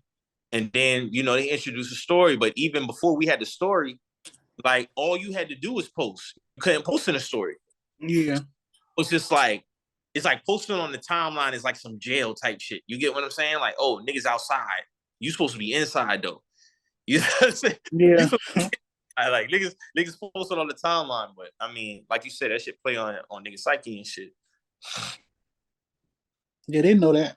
That's the sick shit about it. It's only gonna get worse for niggas' mental status, man. It's only gonna get worse. People do it down because you can hide the like count. So like if you somebody photo, it can just say liked by you and others and shit like that. So you can't see a like count. People pay attention to how many people view their story, all type of shit. Shit crazy, bro. Everybody want to be seen, man. Everybody want to be somebody, man. Everybody want to be somebody. But I mean, the internet has definitely came a long way since 1993. I didn't even know the internet came out in 93. I thought it was like 95, 96 or some shit. Yeah, I thought it was like 95, 96 too, but yeah. And man, if they would have had Instagram back then, think about who would have been Drewski then, or who would have been, a lot of the comedians would have probably been bigger. And you get what I'm saying? Like imagine if Anthony Johnson brother played Ezel had Instagram around that time. Yeah, he would have been going viral. He would have been going viral, like, you know what I'm saying? That's just one person. I'm not just saying he would have been like the only nigga, like Eddie Griffin. Eddie Griffin had been viral as hell back then. Mm-hmm. All kind of comedians, like, that'd be my thing about the whole, like, because a lot of comedians don't really like the Instagram comedians because they say it's not real comedy, and I agree. Like getting on the stage is one of the hardest things you can do, but best believe if they had that shit back then, they'd be utilizing that shit too. Yeah, they would. 100. That's why I don't subscribe to that shit that they be talking that old head shit. Talking about, oh, there was. I see the tweet of the Tyron put up talking about, old head favorite thing is to say there was no Instagram, there was no Twitter, and they true to a certain extent, but y'all niggas would be on that shit too. Man, they would be on that shit heavy. They would be. Y'all would be on that shit too. You know what I'm saying? It was also a report I had seen about how men are more interacting with women on online versus in person. I forgot what the percentage was, but like a lot of men have only had interactions with women online versus in person. They gotta tighten that shit up, bro. Honestly, that's not the only thing that life, bro. We talked about that shit on here before. Like niggas be scared to talk to females in person, but be player on the Instagram or on the Twitter and shit like that. We talked about that before. It's crazy because a shorty I was just kicking it with the other day, she was telling me about like how, a nigga was he seen her out in public shit like that. But then when he got home, he found her Instagram and hollered at her. He was like, I just seen you. That's weird. That's the weird shit. That's the weird shit. Like, you know what I'm saying? You even gotta, even if it's on some shit where like you just come introduce yourself, like you don't gotta ask her on a date that first time you meet her. Like that be the thing too. A lot of niggas feel like they gotta, lay it all out the first time you meet her. Like it's weird when you see somebody, don't say nothing, and then you try to hop online like a couple hours later, like you've been talking to them like the whole day. No, you weren't, bro. You had your chance to, Yeah, like just say hi, like introduce yourself or something. Like you even gotta, Yeah, simple hi can get you a long way. Yeah, you could have asked for the Instagram then. Like you going to find a nigga Instagram after you just seen him. That's weird. Listen, you don't gotta ask for the number or all that shit. But what's your social or whatever? Because that's what they want. They're gonna give you that anyway. Hey, listen. When I'm on the field, I talk to him. I'll cram it. But when I'm on the field, I talk to him. If you like, that's what this shit's about. Like, I don't get why niggas be like. I don't know, man. In person, man. I don't get it, Mike. I don't get it, bro. That shit, bro. Like you gotta talk to them girls, man. Like that's how they. And I think they like listen. Contrary to popular belief, them girls love that shit, man. Yeah. Them girls approach them, talk to them, have a conversation, like, and you just confident. That's what it really be. It's a confidence factor. It's a confidence factor. Yeah, that's why when niggas be hating on when certain niggas they feel like get the girls that they should get, I'm like, well, shit. Obviously, that man got a certain pedigree of confidence that you don't got, like, cause you be seeing these girls too. Why he not afraid to go approach them and you are? Cause that's what it comes down to. A lot of them lack the confidence and they scared of rejection. That's what it be. All she gonna do is say no, and life keeps going, bro. Like it happens to the best of us. Everybody gets told no at some. That's a part of this shit, man. If you can't take it, then I mean, that's what this shit is about. Like if you go out one night and you holler at 10 girls, at least 3 or 4 of them gonna say no. That sound about right. Yeah, that sound about right. That's if you know what I'm saying. In some cases, you can have a great night, but yeah, that's a solid average. If we had to do an average, that's a good average, about 3 to 4. Especially if you know how to talk to a woman, yeah, probably about 3 or 4 might say no. Even if you know how to talk your shit, you still coming up on top because that's 7-6. You get what I'm saying? That's a high percentage still. That's still a high percentage, bro. So I don't know. I think with also, I remember little dudes make it easier now. I don't gotta go out to holler at women. I mean, they be right here. I see them all day, which is true, but he's different because of his age also. So he done did the in-person and now he done had, the internet. So with him, I can understand it. For somebody who just came up in this era and only know this, bro, you got to go outside and get to talking to him. A lot of the younger niggas are fried socially, bro. You got to see him. I even seen a nigga say, man, my brain done got so fried is that I don't even want a chick if she don't look like an Instagram model. I was like, God damn, nigga. Yeah, you too far gone, bro. He ain't never been around a real woman, bro. That's what it is. You only like Instagram type models. That's not even in your like, you know what I'm saying? That's not even in your reach, like realistically. You know what I'm saying? And the one thing I learned, bro, if a woman, because this seems to be another topic on the TL. As a matter of fact, I seen a TikTok the other day. I'm gonna send you that shit. You know, everybody be talking about the same old topics of shit, and people was talking about like, the latest topic has been talking about like how women taking a day off from work and all that shit, and a woman spending time with you and shit like that. A lot of y'all want to change the rules for what this shit is, bro. It's prostitution, bro. That's what that shit is. Trying to dress it up, you trying to dress it up as something else to try to make it sound mobile and less like that, bro. Listen, if you taking the day off and you telling a nigga to pay for your day off and y'all fucking on your day off, that's technically what that is. You know what they've been saying? They've been saying companionship. Yeah, okay, that's not what that is. Hey, but I swear, I think about that. Me and my girl was tripping off that shit. They had a tweet and the shit was like, it was Carlos. Matter of fact, Carlos from 85 South tweeted. He was like, it shows a lot of hoes on the timeline, and it was like an actual like cam girl. She was like, she said, nah, we escort / companions, and another nigga was like, not the whole pronouns. the whole pronouns. That's what it is. we escorts and companions. Nah, nigga, you a hoe and a hoe. But that is like you can't, because no woman is gonna ask you to pay up. No woman has ever in my life asked me to do no shit like that, bro. And one thing is for certain. If you a new listener, if you're an old listener, if a woman wants to spend time with you, bro, she will spend time with you. If she live 2 hours from you, she will drive 2 hours to come fuck with you and won't ask you for nothing, bro. She won't ask you to pay for a day off. She won't ask you to pay for gas. If a woman is willing to see you, she will come see you, bro. That go both ways. That go both ways. Because what that shit is, Mo, that shit is manipulation. That's manipulation. You can't see me unless you pay. Yeah, like you trying to manipulate somebody to think the way that you like. No, bro, I don't have to. And talking about PTO, bro, that's why you get paid. That's what PTO is, paid time off. Yeah, so you use the PTO, and I gotta pay you. Hey, man, not on my watch. Yeah, this shit is goofy. You do be feeling like people just be bored, man. They be bored. I honestly feel like that should just be a cesspool of boredom, bro. These motherfuckers just be coming up with outlet because, like you said, in the real world, not what you think. In the real world, a lot of that shit is not going on, bro. That shit is not going on, bro. Like, no, that shit was crazy. I seen that today, bro. And they trying to dress it, make it look more appealing. No, if you want to stand on some shit, take what standing on that shit is. That's what that is.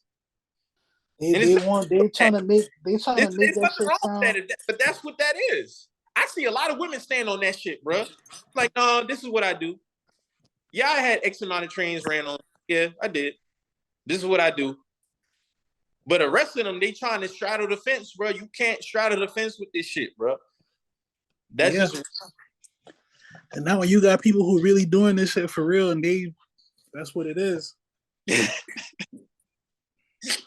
That shit was hilarious though, dog. We got a good laugh off the tweets today, bro. Like, no.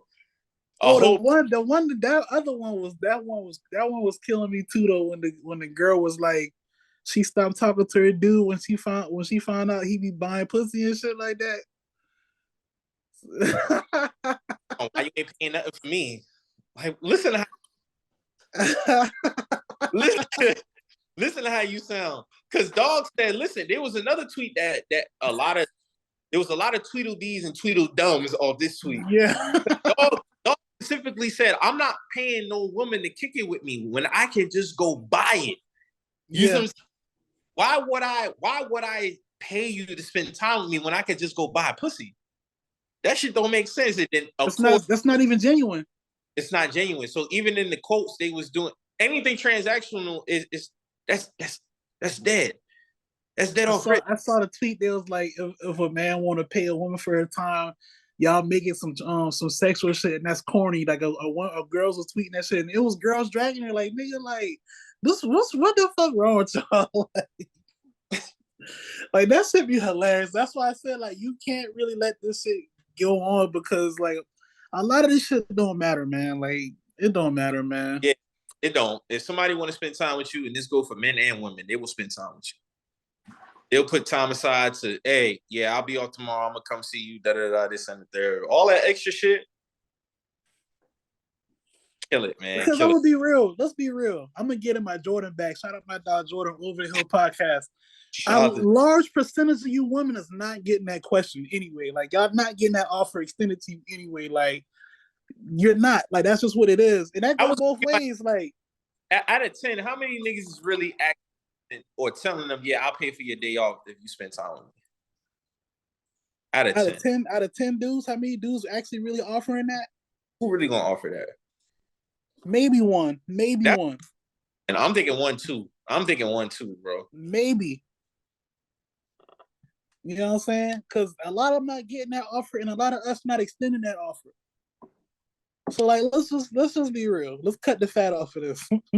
This don't apply to a lot of us. Hey man, I'm just saying, bro. Like it is what it is. Like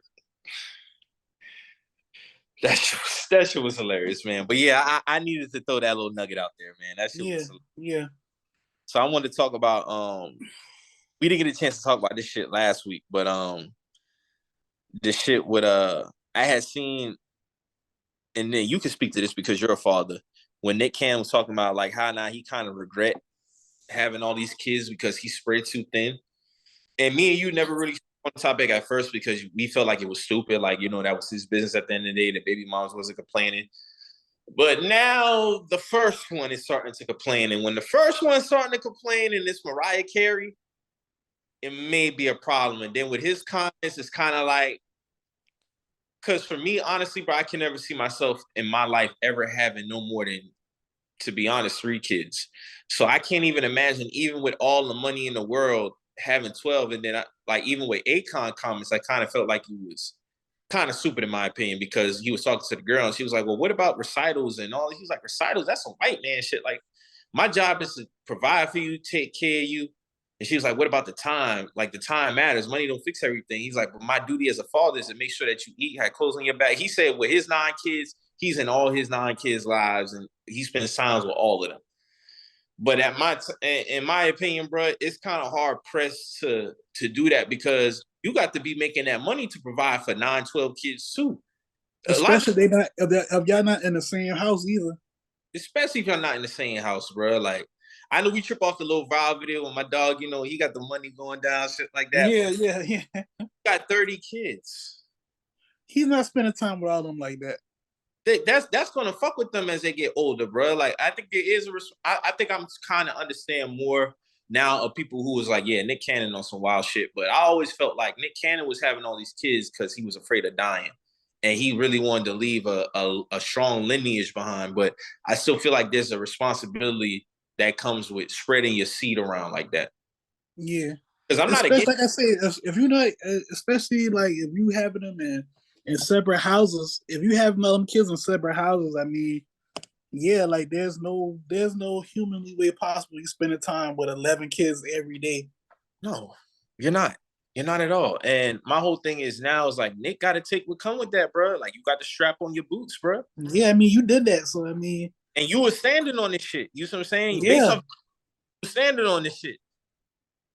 You got 5, 6 baby mamas and 12 kids, man. Like.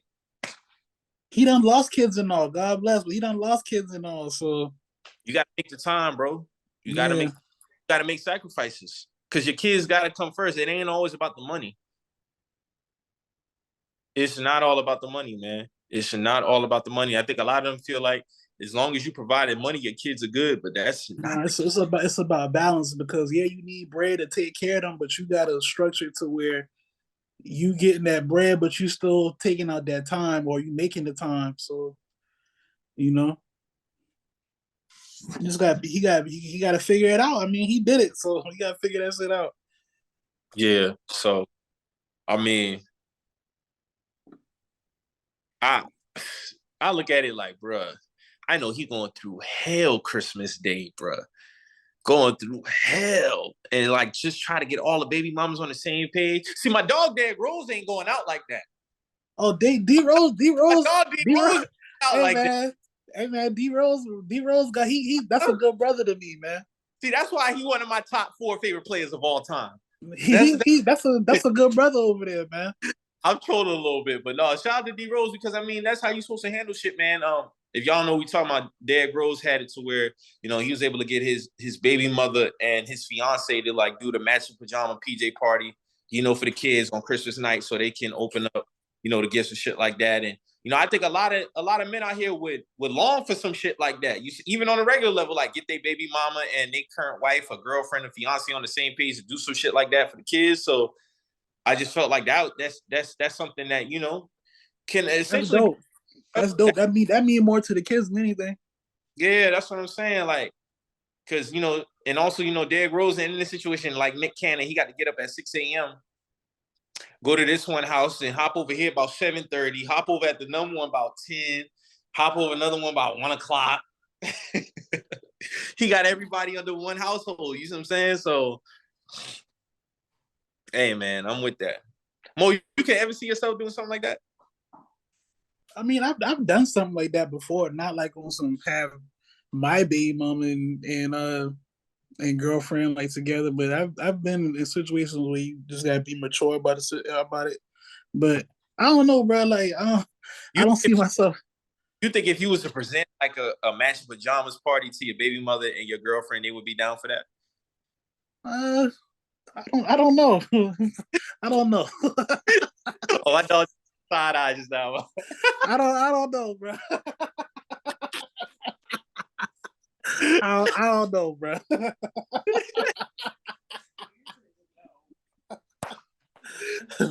I don't know, man. I don't know, man.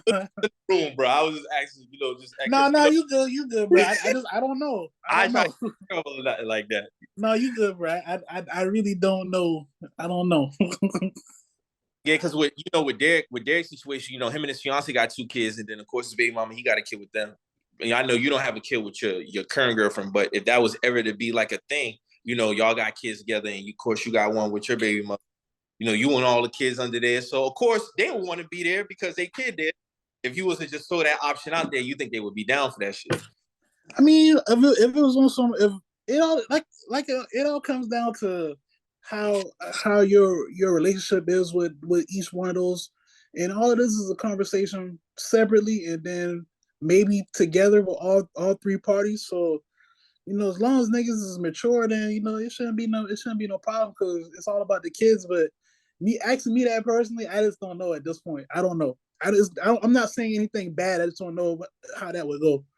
Mm-hmm. Yeah, I wasn't when I was laughing earlier. I wasn't like on some trying to be messy. So I just don't know like how that would go. Okay. Yeah. That is funny though. Think about that because it's like a lot of niggas will laugh at that shit. Like, damn, yeah. Could that shit work? I don't know. Yeah, that's what I'm saying. I'm like, I don't know. You got to make sure good on good pages too, because Rose, that's what I'm saying. Like, it's a good place with both. You're dealing with 2 women that was one that's you both had intimate feelings for both of these women at some point in time. One currently and one in the past. Y'all created a child, and then it's like it's a lot of dynamics in that room, bro. So it's like Mm-hmm. I don't know, man. That shit was, but honestly though, that sound like just based off his demeanor, how he's carried. So I'm not surprised that Derrick Rose is able to make some shit like that work because he never been a drama-filled person. Right. He never been a drama-filled person, bro. So I'm not surprised. It makes sense for D Rose. Yeah, I'm not surprised able to get some shit like that pumping. I'm not surprised at all. But as far as Nick Cannon though, I don't know, buddy. Yeah, he got to do some other shit, man. He got to figure out a better way to map out his time because, like, you don't have just 2 or 3 kids. That's a little bit more easy to manage. Nigga, you got 12 kids, bro. So, I mean, you got to figure it out, bro. A lot of humans, bro. That's a lot of people that you got to deal with, bro. Man. I don't think people understand like the amount when you say certain things and then you think about the setting in the group, you be like, dog, that's a lot of people, bro. Like imagine 12 people in your living room right now. Come Not on, dog. including you. Not including you, bro. Listen, on a daily basis, even if I had a mansion on a daily basis, nigga, you know how much grocery money that is? That's a lot of people.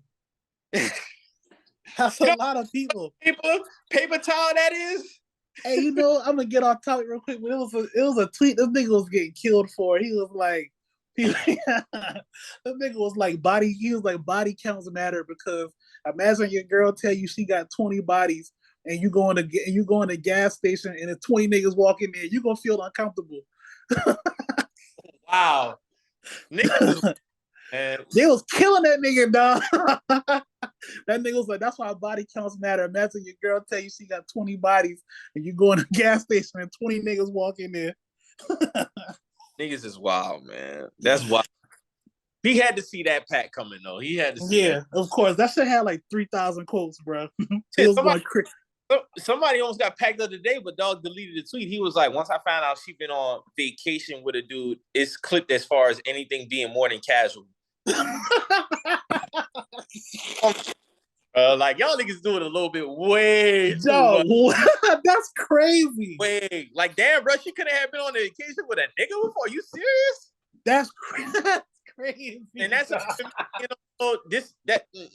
not even being on no too cool shit. Like, bro, y'all niggas really be doing too much, bro. Like that shit don't matter.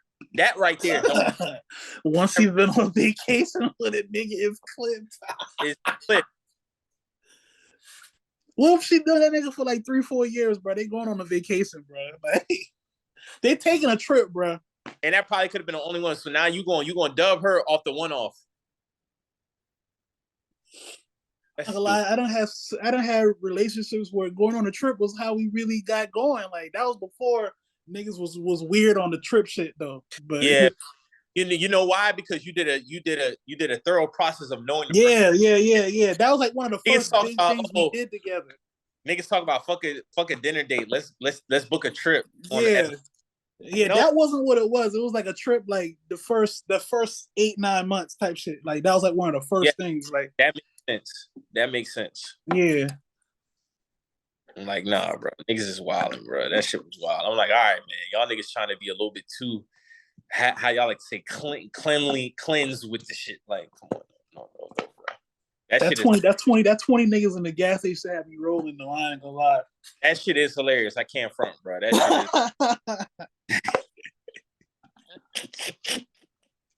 shit is. Oh shit, man. What's up with JD saying he started 106 apart, man? Drag Bow Wow into that shit. I don't know, man. I don't even understand what them niggas got going on. That shit sound crazy as hell, man. Bow Wow stuff from that shit immediately, like, cap. And then that shit crazy because now you got the Brat commenting on this shit like it's a family like a serious family matter and all other shit, which I get. They are family, like we being technical, but if the man lying about some shit like that, that's crazy. Like, you know what I'm saying? Like, I say all that to say that. Like, why would you lie about creating 106 & Park? Like, saying you had an idea and you pitched it to somebody is way different from saying you started some shit. You created it. Like, you did not fund any production for that show, bro. Like, you didn't do none of that. Like, no, you did not do that. So his thing is he gave the producers the idea for it, but they still created the show. No, he said I created it. He said I went to such and such Stephen Hill, and Stephen Hill had commented too on social media. He's like, yeah, your idea and my idea of how the show started is completely different, but it's still all love, brother. You know what I'm saying? But JD was standing on basically like, yeah, I created the show. I wanted a show where black, you know, how they was doing on TRL. TRL had all the white, stars and all the white. Yeah. I wanted something for Bow Wow for where they could come and they could see him on a day-to-day basis or other black artists on a day-to-day basis type shit like TRL. So that was his thing. And he said he told them about it, but he kept saying created. That's where you lose people when you say created. Yeah, when you saying shit like that, you gotta be careful with your words, because you saying you created a nigga show, he gonna take offense to that, whether it's all love or not. Like, that's like if a nigga saying, "Hey, I created, we're just the messengers," but nigga, no, you didn't. Like, you know what I'm saying? Like, you weren't on that text message thread. Like, when we basically created this shit. Like, you know what I'm saying? Like, you didn't. that go back to what you were saying, man. Niggas gotta stop wanting validation for everything, man. Like JD better than that. That's below him, bro. That's Like below him. JD better than that, bro. He's a musical legend, bro. Like you're better than that. Before he came out and said that, I knew he ain't started 106 apart. I knew that before he even said that. So when I heard him say it, I'm like, bro, what we doing? But see, that I started era. We're in the I started. Hey man, I started white tees, nigga. Yeah, facts. I wonder who next. Somebody next. Somebody's coming out next with I started. Niggas should put out a betting line for that shit. Over and under. Who the next nigga gonna say I started something? Shit. E40. I just threw a name out there. I don't know. E40. E40. E40, man. E40 money line minus 400. I don't even know what I'm saying right now. I'm just saying he minus 400. He not a favorite. Well, he is a favorite minus 400. That means you think he is gonna say something soon. Yeah. He gonna say something next. E40. I really want to say Fab. I'm itching for Fab to say something. He started something. I don't know what though, but I feel like he next in line to say I started some shit. I don't know why. And man, Fab Wild out here wearing crop top furs, man. He got to tighten up, man. Wow, because the color coordination was fire, but the pieces is ass. Yeah. I mean, I'm gonna be real. Those boots, that dark gray with the pink, that shit, that's a good color combo. But the pieces, that was gray. I thought that was black. Huh? I thought that was all black he had on. It looked like a dark gray, bro. I could be wrong. Yeah. But a gray offset better than that black. Yeah. Like that charcoal looking type. Honestly, the first shouldn't have been a crop top fur. That killed it. Yeah, that killed it. But I wouldn't have did that Scully neither. But he should have just did the boots in like a regular size mink, like, you know what I'm saying? With some better pants, but like fur is crazy. Fabulous wearing a crop top fur is crazy. Like that's crazy to me. Like nigga, your first stop at your belly button, like that's crazy. I got that juicy guitar. Yeah, that's crazy.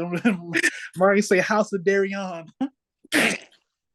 That's crazy. That's crazy. House of Darion is crazy, bro. Fab better than that, man. Fab better than that too. I ain't heard House of Darion in years. Hey man, that was Beyonce shit, man. She said Rock will wear 80 million in 18 months. Yeah, okay. Where that shit at now? She's probably sold that shit. I remember seeing that shit in the City Trends before a long time ago. That ain't got bigger than Fat Farm though, I tell you that. Oh hell no. Fat Farm was the shit right there. Baby fat, bro. That shit ain't baby fat. Yeah, the baby fat shit. Shout out to the girls in the middle school, high school era who had the baby fat coats on with them velour baby fat suits, man. With the hot Cheetos in the pockets, man, you know. Hey, don't do the baby fat shoes though. No baby fat shoes, bro. Please no. Them shit used to look crazy, and then niggas used to wear them shit beat up and shit. Them shit used to look so crazy. Man, that shit dead beat, man. That shit not even white.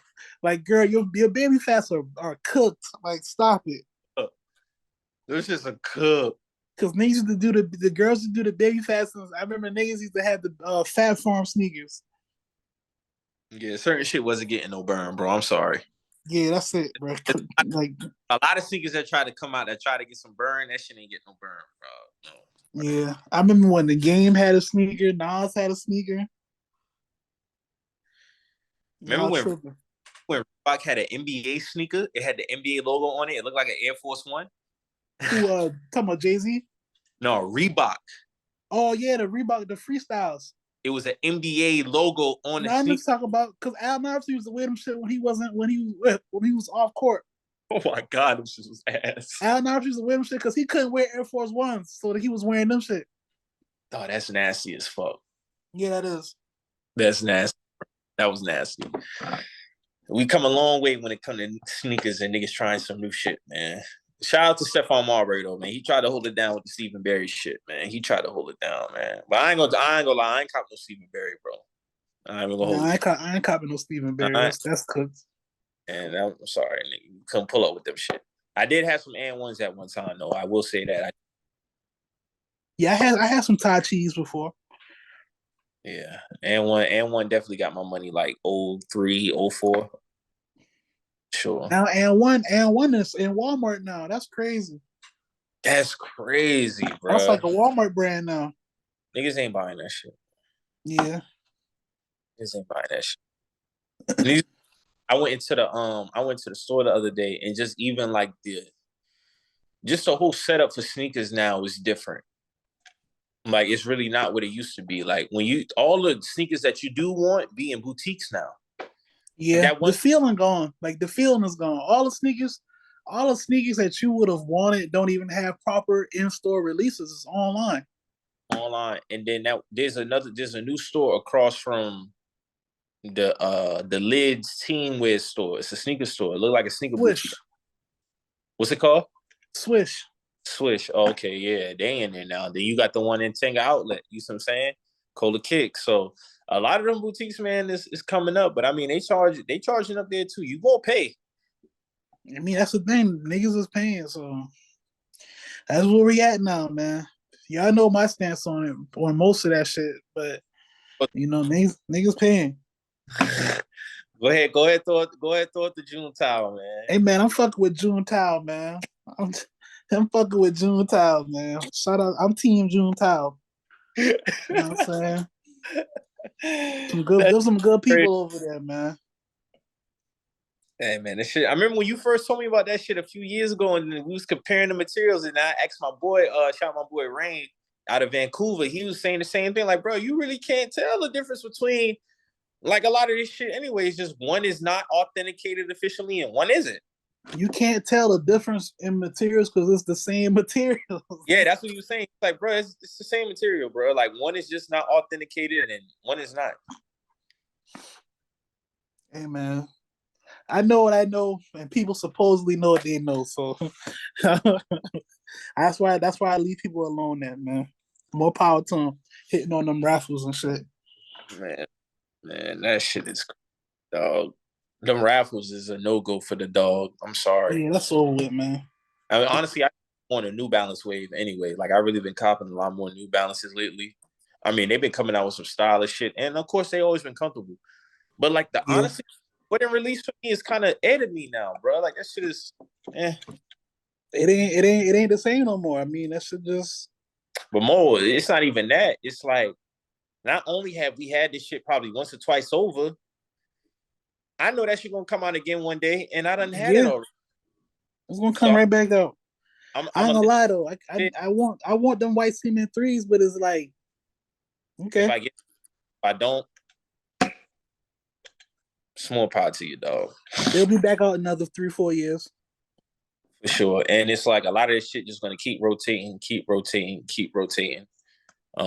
So yeah, man, that's why I'm at with it. Ja Morant just had his signature release on Christmas Day. What you think Yeah, about that? Saying it's a fake Kobe, fake Kobe 6 or some shit like that. Kobe 6. I can see the comparisons, but I Or mean, it got a four. lot. It got a lot of differences from the Kobe 6. But I can see like it's a low cut shoe. A lot of these dudes want low cut shoes, so like of course you're gonna get that Kobe comparison. I can't really argue that, but I like Ja Morant shoe. Mm. I like it. I had a problem with it. I They're want, gonna go crazy. They're gonna go crazy with the colorways. He gonna have a crazy All-Star weekend colorway. yeah, I'm interested. That's my thing. I want to see the different colors that they come out with for his. Now, it would have been dope, they signed Ja. That shit with Kyrie never happened. You got Kyrie, Ja, Katie kind of had a resurgence with his shoe. A lot of people liking the new LeBron. That just would have added another, notch to the potential All-Star release this year. Mm-hmm. So I mean, of course, Kyrie not there no more. So it is what it is, man. I know they're gonna give him a good one for All-Star break though, for sure. Because we'll never see another All-Star weekend like 2012, bro. The That greatest. that shit kind of changed shit as far as online releases go. Game changer, bro. The greatest All-Star weekend ever for sneakers. Ever. Will you rank out of those models that came out? What do you rank those as far as that particular shoe? Like that LeBron, will you put that in like the top LeBrons all time? Probably 9 or 8.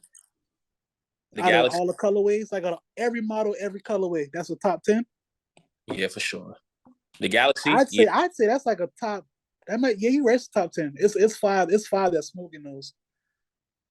yeah, it's definitely up there. Kobe would definitely be up there. KD shit was up there, and then the phone Posit Galaxy, that was the one that really did it. Yeah. Niggas What do you think? What do you think that's a good question for the phones? What do you think that rank as far as all the phone colorways? top 5. Top Gotta be five?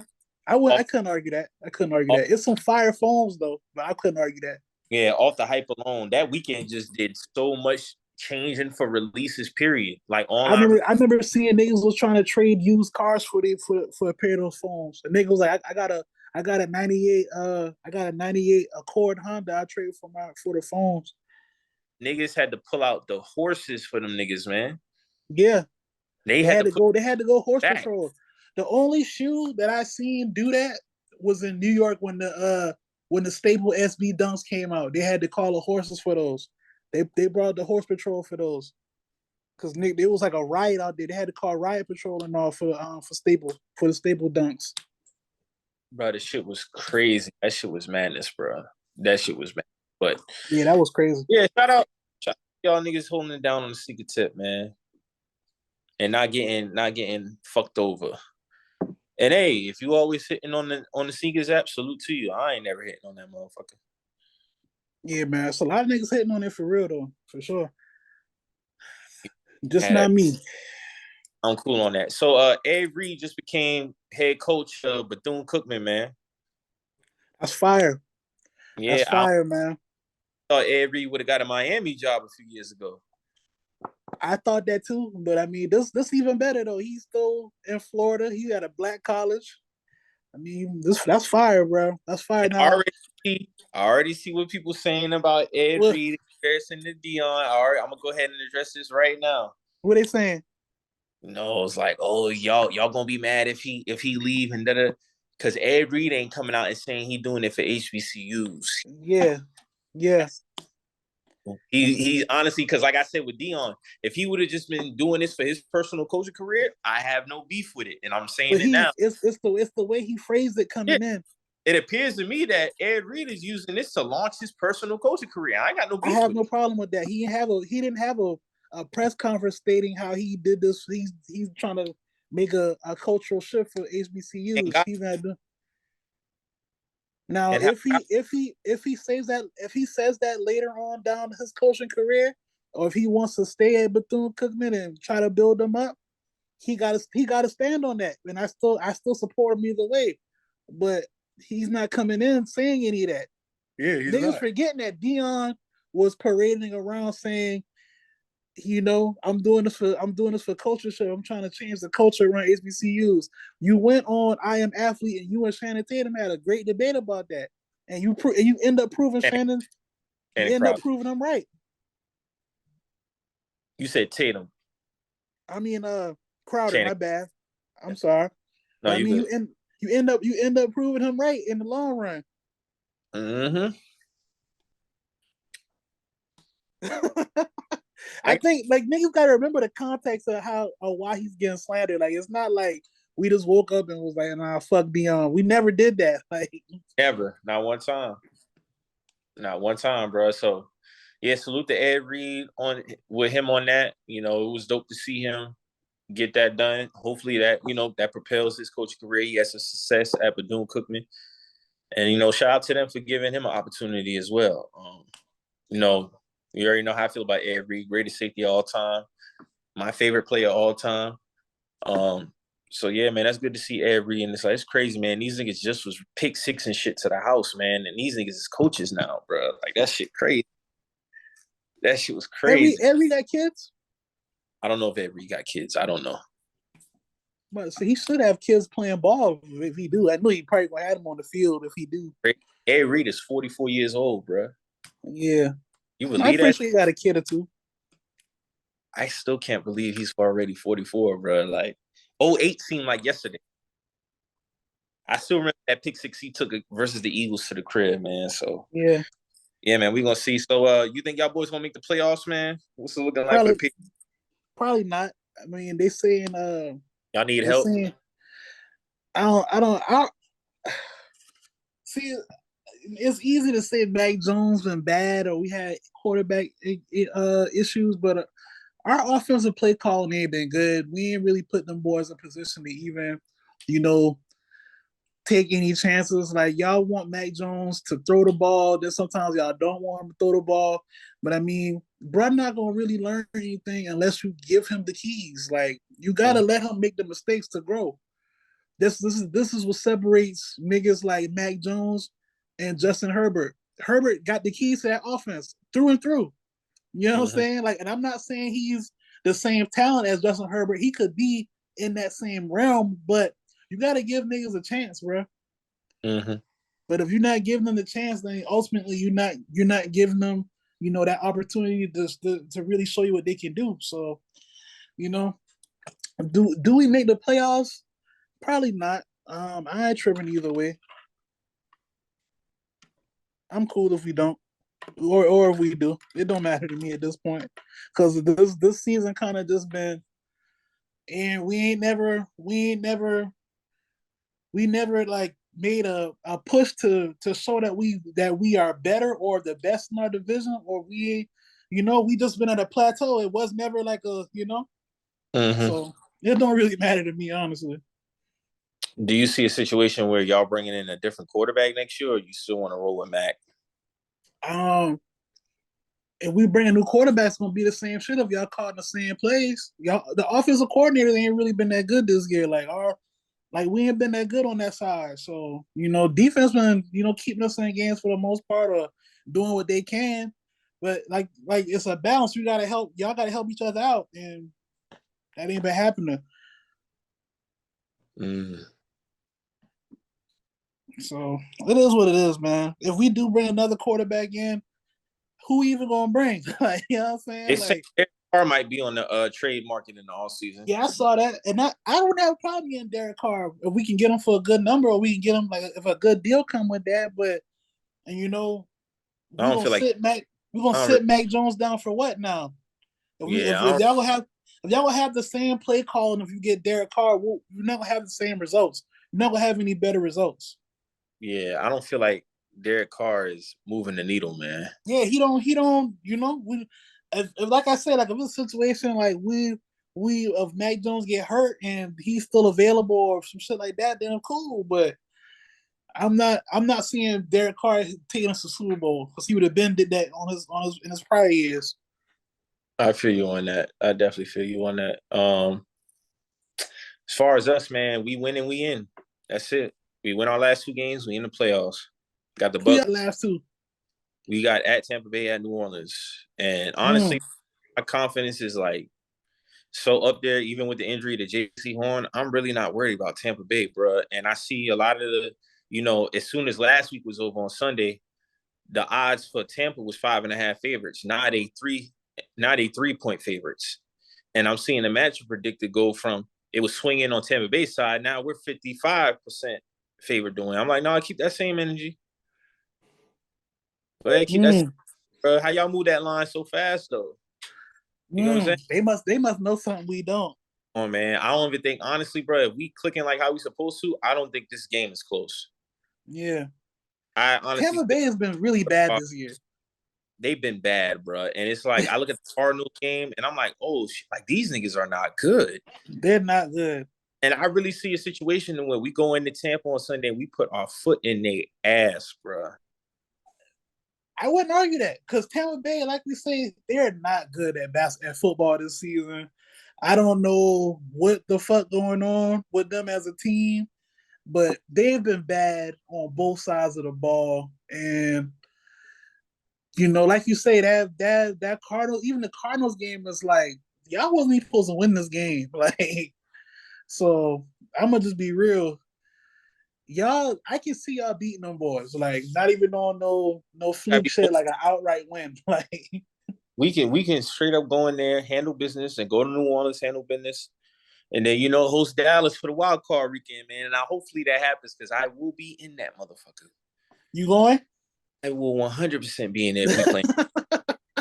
My dog taking that pilgrimage, bro. I'm not missing that, bro. I can't miss that. I'm sorry. I gotta be in the building. I gotta be in the building because I think we could beat. Boy, if y'all beat Dallas on a wild card, bro, Dallas would have to blow it up low key. You think so? That's been what Dak what 2017. But you got to think, got that contract though. I mean, he ain't going nowhere. Yeah. You're right. But that's gonna look ugly on them. That's gonna look ugly on them. That's a team that always that's had Super Bowl aspirations for the last 3 seasons, at least 3 to 4 seasons. Yeah. So that's gonna look really bad on them boys if they lose wild card. No offense to y'all, but if they lose to y'all wild card, is like right.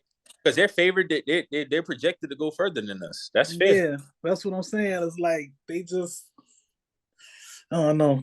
That's gonna be madness. I seen a picture of Karl Malone and Michael Jordan when he was with the Wizards, talking about this will be Josh Norman and Julio Jones on Sunday. I'm like, when I seen that we signed Josh Norman, I'm like, why, man? That's crazy. This is not 2015, bro. Hey, bro, 2015. That's a go crazy how a few years changed things. Because Josh Norman was that guy 2015. 7 years. That's crazy. You are 35 years old, man. A corner at that. A corner. Ain't too many DBs playing at 35 corner at elite level. It's only been 2. Charles Woodson and Deion Sanders. And shout out to Rod Woodson. Josh Norman, I can't see him doing anything for us. I don't want to see him get no PT. And guess what number he wearing? Number 6. He got a single-digit number. I'm oh my God. See? You already know now he got to get at least 1 pick. He got to get at least 1 pick. Well, he not getting no picks, bro. He got to get one. He got to get one. You rocking the because nobody asked you to do that. Nobody told you to get 6, my nigga. Why you ain't get 20? Nobody told you to do that. Why you ain't get 20 or something, 21, 22? You know what I'm saying? 30 something. You got to go and get number 6. See, now you better be getting jiggy out there. Nah. I gotta be consistent. You go defensive niggas, y'all go single digit, y'all need to be getting jiggy out there. Yeah, man. Niggas getting jiggy with the single digits, man. You gotta go out there and do something, man. But hopefully, man, we get the shit pumping. I'm just confident. I like the way Steve Wilkes got the team rocking out as far as on a week-to-week basis. I could tell we don't really look ahead. That's why, like, after the Steelers loss, I wasn't really tripping because I felt like the Steelers just, they handle business. They outmanned us. And I could tell. So I could tell when we went and played Detroit, I'm like, oh, shit, like, these niggas really was prepared this week. Like, we was manhandling the trenches like how it's supposed to be in. Passing game was even a little bit good. Sam Darnold's been, playing mistake-free football. But I honestly feel like we're gonna win these last 2 games, host a playoff game, get a dub, and that will be a win for me. Winning the division off this season is enough for me, but winning a playoff game will definitely put the icing on the cake. It'll definitely put the icing on the cake. Yeah, sure. Y'all had a lot going on, so to get that far, and then actually win a playoff game, you can't make shit like that up as far as the season goes. So, yeah. Hell no. So we'll be interested to see, man. We got a few more days left into the new year, man. This would be the last show of 2022, man. What y'all think about the year, man? Before we wrap this shit up, what's y'all thoughts on Drew? If you still there, what's y'all thoughts on how 2022 was, man? I feel like it was this. I say this every year, but I feel like this definitely was one of the fastest years of my life, for sure. This a year, for me personally, this is a year that really lets you know how quick a year can go. And I mean that, like, as far as, of course, like the social aspect, how quick a year go, but just if on a personal note, like, like this adult shit not easy. You know what I'm saying? Especially like when you got responsibilities and kids and shit like that. But you'll figure out, this is a year that I really found out how short a year really is, bro. in terms of just everything. Like, Yeah, and how so fast, like even speaking, I don't want to get on the dark side of it, but like even the losses we done had, you see what I'm yeah, saying? And it's just unexpected, the unexpectedness of it. Like you can't never take life for granted. Never take life for granted, bro. And if you're working towards something, just be patient, but continue to work. That's another thing I learned. Like if you work and build the foundation, you will be paid tremendously for it. You see what I'm saying? Like you just got to continue to keep your head down, keep it pushing, and continue to work. And you know, 2023, before you know it, man, shit, we'll be talking about this going into 2024. You see what I'm saying? yeah, It's yeah, definitely. I see great things on the horizon for 2023 though, but everybody just continue to be safe. Like I said, we got 3 more days. Oh, we got the college football playoff on Saturday, man. yeah. I was We just got watching the game. I was in the gym earlier. I think that was what team was that, man? Duke and Central Florida was playing Military Bowl. Hey, do the Plumlee brothers in the NBA, do they got another brother? I have no idea. This was the quarterback from UCF, but his last name was Plumlee. I meant to Google that shit earlier. Hmm. Yeah, so we got Michigan versus TCU Saturday, and then we got Georgia versus Ohio State. Who you think gonna take that? I got TCU and Georgia. You You got say TCU. Michigan played TCU, right? Yeah. Hey, I got TCU winning that, and then I got Georgia. I got Michigan versus Georgia for the Natty. Hmm. It's gonna be Yeah, a good. There's gonna be some good games. Though. I'm definitely post somewhere and watch them shits. games, man. But as we wrap up 2023, man, like always, man, always shout out to the supporters, listeners. We wouldn't be here without y'all. Y'all definitely motivate us to keep us going. All your text messages, your DMs, that shit is needed. You know what I'm saying? And it's it's very appreciative to know that y'all tune into us. If we don't drop y'all asking us where we at, you know what I'm saying? Because this shit not easy, just still being regular dudes. And we just hit our 6 year mark, man. We passed it December 18th, man. We hit 6 years. So it's crazy to think we already 6 years in this shit, man. And I think we could pat ourselves on the back, man, because a lot of people don't we seen a lot of podcasts start and go away, start go away, and we came into it when it was like really really fresh, and niggas didn't really see what this shit can be, and now here we are 2022. You see countless deals being made, people getting on networks with podcast deals, everybody starting a podcast. A lot of them is some dope shit. And my biggest advice is, man, if you starting a podcast, man, shout out my boy Shaggy out of Baltimore. He got a podcast that's out pumping. Shout out Jordan. He got a podcast that's pumping. Niggas just gotta stay consistent, man. Stay consistent and just keep that shit rolling. Before you look up, you be at 4, then you be at 6, and it's crazy to think, bro. We already at the 6 year mark, bro. We done surpassed the 6 year mark.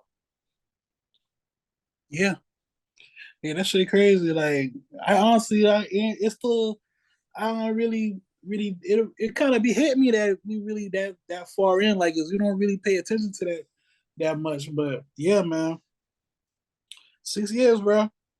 6. Like I said before, 6 more to go. 6 more to keep on giving y'all content and beyond, man. Like this shit here, bro. This shit really is a grind, man. This shit really is a grind. And be on this shit damn near every week of the year, almost like it. I was just even back out our last couple years because somebody hit me today and it was like, man, since y'all first started versus now, it's like night and day. Like you definitely see the improvement.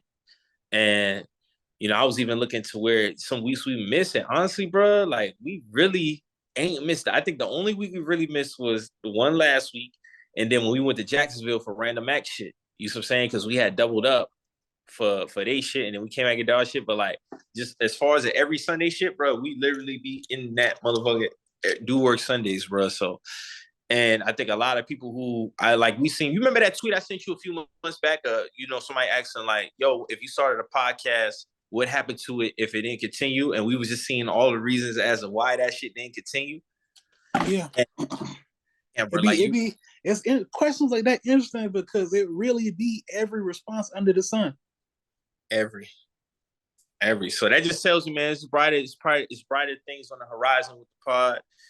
Like I always say, just shout out to everybody who be holding us down and people behind the scenes. Drew, of course, been holding us down. Shout out to Stan, the best director on the market. He just had a birthday. Happy birthday to you, my nigga.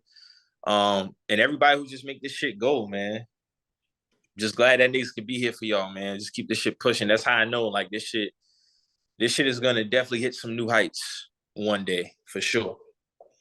All day, man, for sure. I ain't even you hit every nail on the head, bro, for sure. My dog Drew, I don't know where that nigga at, but he's somewhere on the other side over there. But yeah, but yeah, bro. On some real shit though, like it's definitely more to come from us, man. Definitely more that we going to expand on and will expand on. So yeah, that's just where I'm at with that. Yes, sir. All right. So y'all got anything else before we get up out of here, or what else we got? Good. All right. So like we say every week on here, man, if you hear anything that gets you in your feelings, you feel some type of way, always remember, we're just some messengers. And we out. This man Drew. Drew probably on the other side. Yeah. He'll see that shit when we hang up though. All right, bro. All right, man. I'm gonna holler at you. All right.